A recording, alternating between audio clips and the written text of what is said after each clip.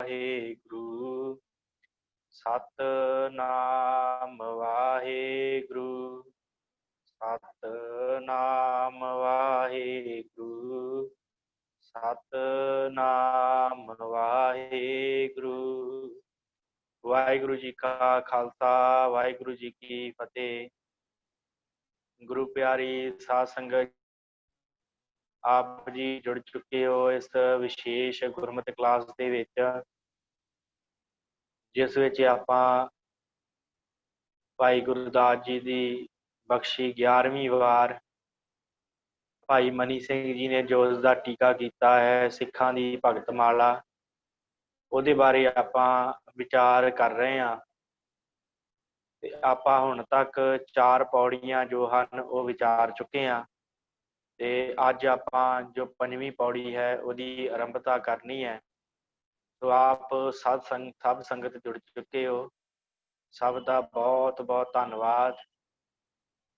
ਇਸੇ ਤਰ੍ਹਾਂ ਹੀ ਆਪ ਜੀ ਨੇ ਜੁੜਦੇ ਰਹਿਣਾ, ਆਪਣੇ ਪਰਿਵਾਰਾਂ ਨੂੰ, ਆਪਣੇ ਰਿਸ਼ਤੇਦਾਰਾਂ ਨੂੰ ਵੀ ਇਸ ਵਿਸ਼ੇਸ਼ ਕਲਾਸ ਦਾ ਜੋ ਹੈ ਉਹਦਾ ਲਾਭ ਲੈਣ ਦੇ ਲਈ ਪ੍ਰੇਰਿਤ ਕਰਨਾ, ਕਿਉਂਕਿ ਇਹ ਗੁਰਸਿੱਖੀ ਦਾ ਮਾਰਗ ਹੈ ਤੇ ਸਿੱਖਣਾ ਹੀ ਸਿੱਖ ਦੇ ਜੀਵਨ ਦੀ ਇੱਕ ਬਹੁਤ ਵੱਡੀ ਗੱਲ ਹੈ, ਕਿਉਂਕਿ ਸਿੱਖ ਬਣਿਆ ਹੀ ਸਿੱਖਣ ਤੋਂ ਹੈ। ਜਿਹੜਾ ਸਿੱਖਦਾ ਹੈ ਉਹੀ ਸਿੱਖ ਹੈ, ਤੇ ਜੇਕਰ ਮਨੁੱਖ ਸਿੱਖਣਾ ਬੰਦ ਕਰ ਦੇਵੇ ਤੇ ਉਹ ਫਿਰ ਵਿਕਾਰਾਂ ਵੱਲ ਭੱਜਦਾ। ਇਸ ਕਰਕੇ ਸਿੱਖਣ ਦੇ ਲਈ ਜ਼ਰੂਰੀ ਹੈ ਕਿ ਗੁਰਮਤਿ ਸਿੱਖੀ ਜਾਵੇ, ਤੇ ਗੁਰਮਤਿ ਸਿੱਖ ਕੇ ਹੀ ਅੱਗੇ ਕਿਸੇ ਨੂੰ ਦੱਸਿਆ ਜਾ ਸਕਦਾ ਹੈ ਕੁਛ, ਫਿਰ ਹੀ ਕਿਸੇ ਨੂੰ ਸਿੱਖੀ ਵੱਲ ਪ੍ਰੇਰਿਤ ਕੀਤਾ ਜਾ ਸਕਦਾ। ਕਿਉਂਕਿ ਜੇ ਆਪ ਨੂੰ ਹੀਰੇ ਦਾ ਮੁੱਲ ਪਤਾ ਹੋਵੇਗਾ ਤੇ ਫਿਰ ਹੀ ਕਿਸੇ ਨੂੰ ਕਹਿ ਸਕਦੇ ਆ ਨਾ ਕਿ ਹੀਰੇ ਦਾ ਮੁੱਲ ਆ ਹੈ ਤੇ ਇਹ ਹੀਰਾ ਬੜਾ ਕੀਮਤੀ ਹੈ। ਇਸ ਕਰਕੇ ਜੇ ਸਿੱਖੀ ਦਾ ਪਤਾ ਹੋਵੇ ਕਿ ਸਿੱਖੀ ਕਿੰਨੀ ਕੀਮਤੀ ਹੈ, ਫਿਰ ਹੀ ਅਸੀਂ ਕਿਸੇ ਦੂਸਰੇ ਨੂੰ ਪ੍ਰੇਰਿਤ ਕਰਦੇ ਹਾਂ। ਤੇ ਜੇ ਸਾਨੂੰ ਆਪ ਨੂੰ ਹੀ ਨਹੀਂ ਇਸ ਗੱਲ ਦਾ ਪਤਾ ਹੋਇਆ ਕਿ ਸਿੱਖੀ ਕਿੰਨੀ ਮਹਾਨ ਹੈ ਤੇ ਕਿੰਨੀ ਜਿਹੜੀ ਹੈ ਵੱਡੀ ਹੈ ਸਿੱਖੀ, ਤੇ ਇਹਦੇ ਬਾਰੇ ਫਿਰ ਆਪਾਂ ਕਿਸੇ ਨੂੰ ਕੀ ਪ੍ਰੇਰਿਤ ਕਰਾਂਗੇ। ਤਾਂ ਕਰਕੇ ਬੜੀ ਜ਼ਰੂਰੀ ਗੱਲ ਹੈ ਕਿ ਜਿੱਥੇ ਆਪ ਜੀ ਜੁੜਦੇ ਹੋ ਵਿਸ਼ੇਸ਼ ਆਪਣਾ ਸਮਾਂ ਕੱਢ ਕੇ, ਉੱਥੇ ਆਪਣੇ ਪਰਿਵਾਰਾਂ ਦੇ ਵਿੱਚ, ਆਪਣੇ ਸਕੇ ਸੰਬੰਧੀਆਂ ਵਿੱਚ ਵੀ ਇਹ ਗੱਲ ਜਿਹੜੀ ਹੈ ਦੱਸੋ ਕਿ ਭਾਈ ਵਿਸ਼ੇਸ਼ ਕਲਾਸਾਂ ਲੱਗ ਰਹੀਆਂ। ਕਿਉਂਕਿ ਭਾਈ ਗੁਰਦਾਸ ਜੀ ਦੀਆਂ ਜੋ ਵਾਰਾਂ ਹਨ, ਅਸੀਂ ਗੁਰੂ ਗ੍ਰੰਥ ਸਾਹਿਬ ਜੀ ਦੀ ਬਾਣੀ 'ਚ ਪੜ੍ਹਦੇ ਹੀ ਹਾਂ, ਤੇ ਉਹ ਪੜ੍ਹਨੀ ਵੀ ਚਾਹੀਦੀ ਹੈ। ਤੇ ਪਰ ਭਾਈ ਗੁਰਦਾਸ ਦੀਆਂ ਵਾਰਾਂ ਅਸੀਂ ਉਦੋਂ ਹੀ ਵਿਸ਼ੇਸ਼ ਤੌਰ ਤੇ ਪੜ੍ਹ, ਕੋਈ ਤਰ੍ਹਾਂ ਦਾ ਵਿਸ਼ੇਸ਼ ਉਪਰਾਲਾ ਕੀਤਾ ਜਾਂਦਾ ਹੈ, ਤੇ ਫਿਰ ਹੀ ਸਾਨੂੰ ਸਿੱਖਿਆ ਪ੍ਰਾਪਤ ਹੁੰਦੀ ਆ ਕਿ ਅਸੀਂ ਗੁਰੂ ਦੇ ਨਾਲ ਜੁੜਨਾ ਕਿਵੇਂ ਆ, ਗੁਰੂ ਦੀ ਸਿੱਖੀ ਕਹਿੰਦੀ ਕੀ ਹੈ, ਤੇ ਜੀਵਨ ਨੂੰ ਕਮਾਉਣਾ ਕਿਵੇਂ। ਇਹ ਪਤਾ ਸਾਨੂੰ ਇਹਨਾਂ ਗੱਲਾਂ ਤੋਂ ਲੱਗਦਾ, ਨਹੀਂ ਤੇ ਅਸੀਂ ਕਿਸੇ ਦੀਆਂ ਸੁਣੀਆਂ ਸੁਣਾਈਆਂ ਗੱਲਾਂ ਦੇ ਵਿੱਚ ਆ ਕੇ ਤੇ ਆਪਣਾ ਜੀਵਨ ਜਿਹੜਾ ਆ ਉਹ ਬਰਬਾਦ ਕਰ ਲੈਂਦੇ ਆ। ਇਸ ਕਰਕੇ ਕਿਸੇ ਦੀਆਂ ਗੱਲਾਂ ਦੇ ਵਿੱਚ ਆਉਣ ਨਾਲੋਂ ਚੰਗਾ ਹੈ ਕਿ ਗੁਰਬਾਣੀ ਦੀ ਵਿਚਾਰ, ਗੁਰਬਾਣੀ ਦੀ ਵਿਚਾਰਧਾਰਾ ਉਹ ਕੀ ਕਹਿੰਦੀ ਹੈ, ਉਹਦੇ ਬਾਰੇ ਜਿਹੜਾ ਹੈ ਵਿਸ਼ੇਸ਼ ਤੌਰ ਦੇ ਉੱਤੇ ਸਾਨੂੰ ਪਤਾ ਹੋਣਾ ਚਾਹੀਦਾ। ਸੋ ਆਪਾਂ ਸਾਧ ਸੰਗਤ ਜੀ ਹੁਣ ਤੱਕ 4 ਪੌੜੀਆਂ ਜਿਹੜੀਆਂ ਉਹ ਕਰ ਚੁੱਕੇ ਹਾਂ ਭਾਈ ਗੁਰਦਾਸ ਜੀ ਦੀ ਇਸ 11ਵੀਂ ਵਾਰ ਦੀਆਂ। ਅੱਜ ਆਪਾਂ ਜਿਹੜੀ ਹੈ 5ਵੀਂ ਪੌੜੀ ਉਹਦੀ ਆਰੰਭਤਾ ਕਰਨੀ ਹੈ। 5ਵੀਂ ਪੌੜੀ ਮੈਂ ਆਪ ਜੀ ਦੀ ਸਕਰੀਨ ਤੇ ਸ਼ੇਅਰ ਕਰ ਦੇਵਾਂ, ਕਿਉਂਕਿ ਸਾਧ ਸੰਗਤ ਅੱਜ ਦੀ ਪੌੜੀ ਬੜੀ ਵਿਸ਼ੇਸ਼ ਹੈ, ਬਹੁਤ ਵਿਸ਼ੇਸ਼ ਹੈ। ਕਿਉਂਕਿ ਇਹਦੇ ਵਿੱਚ ਪਤਾ ਚੱਲਦਾ ਕਿ ਸਿੱਖੀ ਹੈ ਕੀ, ਸਿੱਖੀ ਹੈ ਕੀ, ਸਿੱਖੀ ਦੇ ਵਿੱਚ ਕਿਵੇਂ ਪਰਪੱਕ ਰਿਹਾ ਜਾਵੇ, ਸਾਡਾ ਜੀਵਨ ਸਿੱਖੀ ਦੇ ਉੱਤੇ ਕਿਵੇਂ ਚੱਲੇ, ਕਿਵੇਂ ਸਿੱਖੀ ਨੂੰ ਧਾਰਨ ਕੀਤਾ ਜਾਵੇ। ਇਹ ਕੋਈ ਸੌਖਾ ਕੰਮ ਹੈ ਕਿ ਕਿੰਨਾ ਕੁ ਔਖਾ ਹੈ, ਇਹਦੇ ਬਾਰੇ ਅੱਜ ਜੋ ਹੈ ਆਪਾਂ ਵਿਚਾਰ ਕਰਨੀ ਹੈ। ਸੋ ਆਪਾਂ ਪਹਿਲਾਂ ਮੂਲ ਪਾਠ ਪੜ੍ਹ ਲਈਏ। ਗੁਰਸਿੱਖੀ ਬਾਰੀਕ ਹੈ, ਖੰਡੇ ਧਾਰ ਗਲੀ ਅਤ ਭੀੜੀ, ਉੱਠੈ ਟਿਕੈ ਨਾ ਪੁਣਹਣਾ, ਚੱਲ ਨਾ ਸਕੇ ਉੱਪਰ ਕੀੜੀ, ਵਾਲੋਂ ਨਿੱਕੀ ਆਖੀਐ ਤੇਲ ਤਿਲਹੋਂ ਲੈ ਕੋਲੂ ਪੀੜੀ, ਗੁਰਮੁਖ ਬੰਸੀ ਪਰਮਹੰਸ ਖੀਰ ਨੀਰ ਨਿਰਨੋ ਚੁੰਝ ਵੀੜੀ। ਵਾਹਿਗੁਰੂ। पौड़ी वड्डी सी तां करके 2 स्क्रीनशॉट लैने पे। सिला अलूणी चटनी माणक मोती चोग निवीड़ी गुरमुख मार्ग चलना आस निरासी झीड़ उझीड़ी सहज सरोवर सचखंड साध संगत सच तखत हरीड़ी चढ़ इक ही पत पौड़ियां निरंकार गुर शब्द सहीड़ी गूंगे दी मठियाई है अकत कथा विस्माद बचीड़ी गुरमुख सुख फल सहज अलीड़ी। गुरमुख सुख फल सहज अलीड़। सो ये आपां मूल पाठ जो है आप जी ने सरवण किया है। भाई गुरदास जी ने जो ये 11वीं वार दी 5वीं पौड़ी है। सो आपां पहलों ये अखरी शब्दां दी विचार ते फिर जिवें भाई मनी सिंह जी ने इहदा टीका किया है, भाई मनी सिंह जी ने इहदे बारे जो कहा है वो आपां बाद दे विच विचारते हैं। सो सब तो पहली पंक्ति आप जी दे सामने है।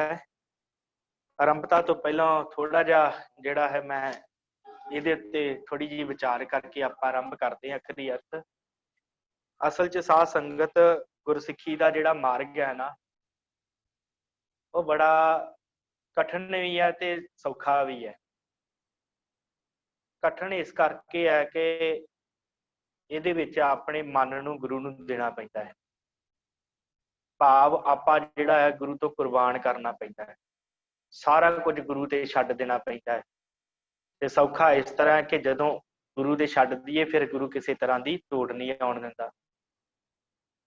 भाव आपा मिटाउणा बहुत औखा है, अपने आप नूं छड्डना बहुत औखा है, बहुत औखा है मन नूं मारना। तां करके ये जिहड़ा रस्ता बड़ा बारीक है, बड़ा औखा है।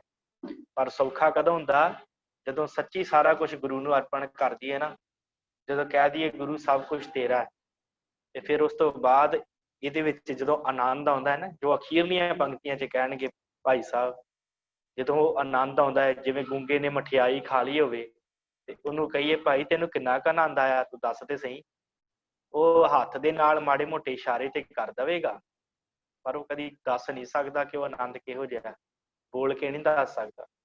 ਇਸ ਕਰਕੇ ਔਖਾ ਮਾਰਗ ਹੈ ਚੱਲਣਾ, ਪਰ ਜਿਹੜੇ ਚੱਲਦੇ ਉਹਨਾਂ ਨੂੰ ਫਿਰ ਸੁੱਖ ਵੀ ਪ੍ਰਾਪਤ ਹੁੰਦੇ ਆ, ਉਹਨਾਂ ਦੀਆਂ ਚਿੰਤਾਵਾਂ ਦੂਰ ਹੁੰਦੀਆਂ, ਉਹਨਾਂ ਦੇ ਸਾਰੇ ਤਰ੍ਹਾਂ ਦੇ ਦੁੱਖ ਗੁਰੂ ਹਰ ਕਰ ਲੈਂਦਾ, ਖਤਮ ਕਰ ਲੈਂਦਾ। ਫਿਰ ਜਦੋਂ ਚਰਖੜੀ ਤੇ ਚੜ੍ਹਦੇ ਆ ਫਿਰ ਵੀ ਉਹਨਾਂ ਨੂੰ ਕੋਈ ਦੁੱਖ ਨਹੀਂ ਹੁੰਦਾ। ਫਿਰ ਜਦੋਂ ਆਰੇ ਦੇ ਨਾਲ ਚੀਰੇ ਜਾਂਦੇ ਆ, 2 ਫਾਟ ਕਰ ਦਿੰਦੇ ਆ, ਫਿਰ ਵੀ ਕੋਈ ਦੁੱਖ ਨਹੀਂ ਹੁੰਦਾ।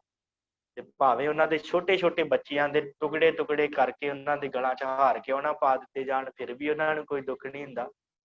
ਰਸਤਾ ਬੜਾ ਬਰੀਕ ਹੈ, ਚੱਲਣਾ ਬਹੁਤ ਔਖਾ ਹੈ ਸਿੱਖੀ ਦੇ ਮਾਰਗ ਦੇ ਉੱਤੇ। ਸਿੱਖੀ ਕਮਾਉਣੀ ਕੋਈ ਸੌਖੀ ਗੱਲ ਨਹੀਂ ਹੁੰਦੀ, ਸਿੱਖੀ ਕਮਾਉਣੀ ਬਹੁਤ ਔਖੀ ਹੈ। ਪਰ ਜਿਹੜੇ ਕਮਾਉਂਦੇ ਆ ਉਹਨਾਂ ਦਾ ਫਿਰ ਮਨ ਟਿਕ ਜਾਂਦਾ ਹੈ, ਉਹ ਫਿਰ ਇਸ ਸੰਸਾਰੀ ਕਾਰ ਵਿਹਾਰਾਂ ਦੇ ਵਿੱਚੋਂ ਛੁੱਟ ਜਾਂਦੇ ਆ, ਉਹ ਫਿਰ ਗੁਰੂ ਦੇ ਉੱਤੇ ਛੱਡ ਦਿੰਦੇ ਸਾਰਾ ਕੁਛ। ਸੋ ਸਾਡੀ ਤੇ ਅੱਜ ਕੱਲ ਹਾਲਾਤ ਐਸੇ ਬਣ ਗਏ ਆ ਨਾ ਸਾਧ ਸੰਗਤ, ਕਿ ਅਸੀਂ ਕੀ ਕਰਦੇ ਆ ਕਿ ਜੇ ਦੁੱਖ ਆਇਆ ਤੇ ਕਿਉਂ ਆਇਆ ਸਵਾਲ ਕਰਦੇ ਆ, ਤੇ ਜਦੋਂ ਸੁੱਖ ਆਉਂਦਾ ਫਿਰ ਇਹ ਮੇਰਾ ਕੀਤਾ, ਮੈਨੂੰ ਸੁੱਖ ਮਿਲਿਆ। ਅਸੀਂ ਤੇ ਭੁੱਲ ਹੀ ਜਾਂਦੇ ਆ, ਕੋਈ ਸਾਨੂੰ ਮਾੜਾ ਜਿਹਾ ਲਾਲਚ ਦੇ ਦੇ। ਪੰਜਾਬ ਦੇ ਹਾਲਾਤ ਆਪ ਜੀ ਨੂੰ ਪਤਾ ਹੀ ਹੈ, ਈਸਾਈ ਧਰਮ ਕਿਸ ਤਰ੍ਹਾਂ ਫੈਲ ਰਿਹਾ, ਇਹਦੇ ਵਿੱਚ ਕੋਈ ਸ਼ੱਕ ਨਹੀਂ। ਗੁਰਦਾਸਪੁਰ ਵਾਲਾ ਏਰੀਆ ਈਸਾਈ ਧਰਮ ਵੱਲ ਹੋ ਗਿਆ, ਮਾੜਾ ਜਿਹਾ ਲਾਲਚ ਦਿੱਤਾ, ਸਿੱਖੀ ਤੋਂ ਮੁਨਕਰ ਹੋ ਗਏ, ਨਾਮ ਦੇ ਨਾਲ ਸਿੰਘ ਲੱਗਾ ਹੈ ਤੇ ਜਾ ਕੇ ਹਾਲੇਲੂਇਆ ਹਾਲੇਲੂਇਆ ਸਿੱਖੀ ਜਿਹੜੀ ਛੱਡ ਦਿੱਤੀ। ਮਾੜੇ ਜੇ ਇੱਕ ਲਾਲਚ ਪਿੱਛੇ ਗੁਰੂ ਜਿਹੜਾ ਸੀ ਉਹ ਛੱਡ ਦਿੱਤਾ, ਤੇ ਉਹਨਾਂ ਸਮਿਆਂ ਦੇ ਸਿੱਖਾਂ ਵੱਲ, ਉਹਨਾਂ ਵੱਲ ਧਿਆਨ ਹੀ ਨਹੀਂ ਜਿਨ੍ਹਾਂ ਨੇ ਆਪਾ ਹੀ ਕੁਰਬਾਨ ਕਰ ਦਿੱਤਾ ਗੁਰੂ ਤੋਂ, ਜਿਨ੍ਹਾਂ ਨੇ ਕਹਿ ਸਾਰੇ ਅੱਗੇ ਸੀਰ ਭੇਟਦੇ ਹੋ ਜੇ ਸੱਚ ਭਾਵ ਹੈ। ਉਹਨਾਂ ਨੂੰ ਭੁੱਲ ਹੀ ਗਏ, ਉਹਨਾਂ ਨੂੰ ਭੁਲਾ ਕੇ ਤੇ ਉਹਨਾਂ ਦੇ ਪਿੱਛੇ ਲੱਗ ਗਏ ਜਿਨ੍ਹਾਂ ਨੇ ਲਾਲਚ ਦਿੱਤੇ। ਇਸ ਕਰਕੇ ਸਿੱਖੀ ਬਾਰੀਕ ਹੈ, ਸਿੱਖੀ ਕਮਾਉਣੀ ਬਹੁਤ ਔਖੀ ਹੈ, ਪਰ ਸੌਖੀ ਕਦੋਂ ਹੁੰਦੀ ਹੈ ਜਦੋਂ ਗੁਰੂ ਕਿਰਪਾ ਕਰਦਾ। ਸਤਿਗੁਰੂ ਗੁਰੂ ਨਾਨਕ ਸਾਹਿਬ ਜੀ ਦਾ ਬਚਨ ਹੈ ਨਾ, ਜੇ ਤੋ ਪ੍ਰੇਮ ਖਿਲਣ ਕਾ ਚਾਓ, ਤੇ ਫਿਰ ਕੀ ਹੈ, ਸਿਰ ਧਰ ਤਲੀ ਗਲੀ ਮੇਰੀ ਆਓ। ਫਿਰ ਆਪਣੇ ਸਿਰ ਨੂੰ, ਆਪਣੇ ਹੰਕਾਰ ਨੂੰ, ਆਪਣੇ ਮਨ ਦੀ ਮੱਤ ਨੂੰ, ਆਪਣੇ ਆਪ ਨੂੰ ਜਿਹੜਾ ਹੈ ਨਾ ਖਤਮ ਕਰ ਦੇ, ਗੁਰੂ ਦੇ ਅੱਗੇ ਅਰਪਣ ਕਰ ਦੇ, ਸਿਰ ਨੂੰ ਤਲੀ ਤੇ ਧਰ ਕੇ ਆ ਜੇ ਇਸ ਮਾਰਗ ਤੇ ਚੱਲਣਾ ਹੈ, ਜੇ ਸਿੱਖੀ ਕਮਾਉਣੀ ਹੈ। ਜੇ ਤਾਂ ਪ੍ਰੇਮ ਖੇਲਣ ਕਾ ਚਾਹੋ, ਜੇ ਤੈਨੂੰ ਪ੍ਰੇਮ ਚਾਹੀਦਾ ਨਾ ਪ੍ਰਮਾਤਮਾ ਦਾ, ਜੇ ਗੁਰੂ ਦਾ ਪ੍ਰੇਮ ਚਾਹੀਦਾ, ਉਹਦੇ ਵਾਸਤੇ ਆਪਣਾ ਅਸੀਸ ਤਲੀ ਤੇ ਧਰ ਕੇ ਆ। ਜੇ ਤਾਂ ਪ੍ਰੇਮ ਖੇਲਣ ਕਾ ਚਾਹੋ, ਸਿਰ ਧਰ ਤਲੀ ਗਲੀ ਮੇਰੀ ਆਓ, ਫਿਰ ਮੇਰੀ ਗਲੀ ਦੇ ਵਿੱਚ ਵੜ, ਫਿਰ ਇਸ ਸਿੱਖੀ ਦੇ ਕਮਾ, ਇਸ ਸਿੱਖੀ ਦੇ ਰਸਤੇ ਤੇ ਚੱਲ। ਸਿਰ ਧਰ ਤਲੀ ਗਲੀ ਮੇਰੀ ਆਓ, ਫਿਰ ਇਤ ਮਾਰਗ ਪੈਰ ਧਰੀਜੈ, ਸਿਰ ਦੀਜੈ ਕਾਣ ਨਾ ਕੀਜੈ। ਇਸ ਮਾਰਗ ਦੇ ਉੱਤੇ ਪੈਰ ਫਿਰ ਧਰੀ, ਇਤ ਮਾਰਗ ਪੈਰ ਧਰੀਜੈ, ਸਿਰ ਦੀਜੈ। ਫਿਰ ਸਿਰ ਦੇ ਕੇ ਇਹ ਨਾ ਕਹੀਂ ਮੈਂ ਸਿਰ ਦਿੱਤਾ ਹੈ, ਮੈਂ ਗੁਰੂ ਸਾਹਿਬ ਤੁਹਾਨੂੰ ਸਿਰ ਦਿੱਤਾ ਸੀ, ਤੁਸੀਂ ਮੇਰੇ ਬਾਰੇ ਸੋਚਦੇ ਹੀ ਕੱਖ ਨਹੀਂ, ਇਸ ਤਰ੍ਹਾਂ ਨਾ ਕਹਿ। ਸਿਰ ਦੀਜੈ ਕਾਣ ਨਾ ਕੀਜੈ, ਭੁੱਲ ਜਾ ਫਿਰ ਸਿਰ ਦੇ ਦਿੱਤਾ ਤੇ ਫਿਰ ਨਾ ਸਵਾਲ ਕਰ ਕੋਈ ਵੀ। ਸਤਿਗੁਰਾਂ ਦਾ ਵਚਨ ਹੈ ਨਾ, ਸਤਿਗੁਰੂ ਆਗੇ ਸੀਸ ਭੇਟ ਦਿਓ। ਸਤਿਗੁਰੂ ਦੇ ਅੱਗੇ ਸੀਸ ਦੇਣਾ ਹੈ, ਸਿੱਖੀ ਮਾਰਗ ਤੇ ਚੱਲਣਾ ਹੈ, ਪਰ ਅੱਗੇ ਕੀ ਹੈ? ਸਤਿਗੁਰੂ ਆਗੇ ਸੀਸ ਭੇਟ ਦਿਓ, ਜੇ ਸਤਿਗੁਰ ਸਾਚੇ ਭਾਵੇ। ਸ਼ਬਦ ਜੇ ਲਿਖਿਆ ਸਤਿਗੁਰਾਂ ਨੇ, ਜੇ। ਇਹ ਨਹੀਂ ਵੀ ਸਿਰ ਦੇ ਦਿੱਤਾ ਤੇ ਸਵਾਲ ਕਰਨੇ ਸ਼ੁਰੂ ਕਰ ਦਿੱਤੇ, ਗੁਰੂ ਸਾਹਿਬ ਮੈਂ ਤੇ ਤੁਹਾਡਾ ਅੰਮ੍ਰਿਤ ਛਕਿਆ, ਮੈਂ ਤੇ ਅੰਮ੍ਰਿਤ ਛਕਿਆ, ਮੇਰੀ ਤੇ ਗਰੀਬੀ ਖਤਮ ਨਹੀਂ ਹੋਈ, ਤੁਹਾਡੇ ਅੰਮ੍ਰਿਤ ਛਕੇ ਦਾ ਕੀ ਫਾਇਦਾ?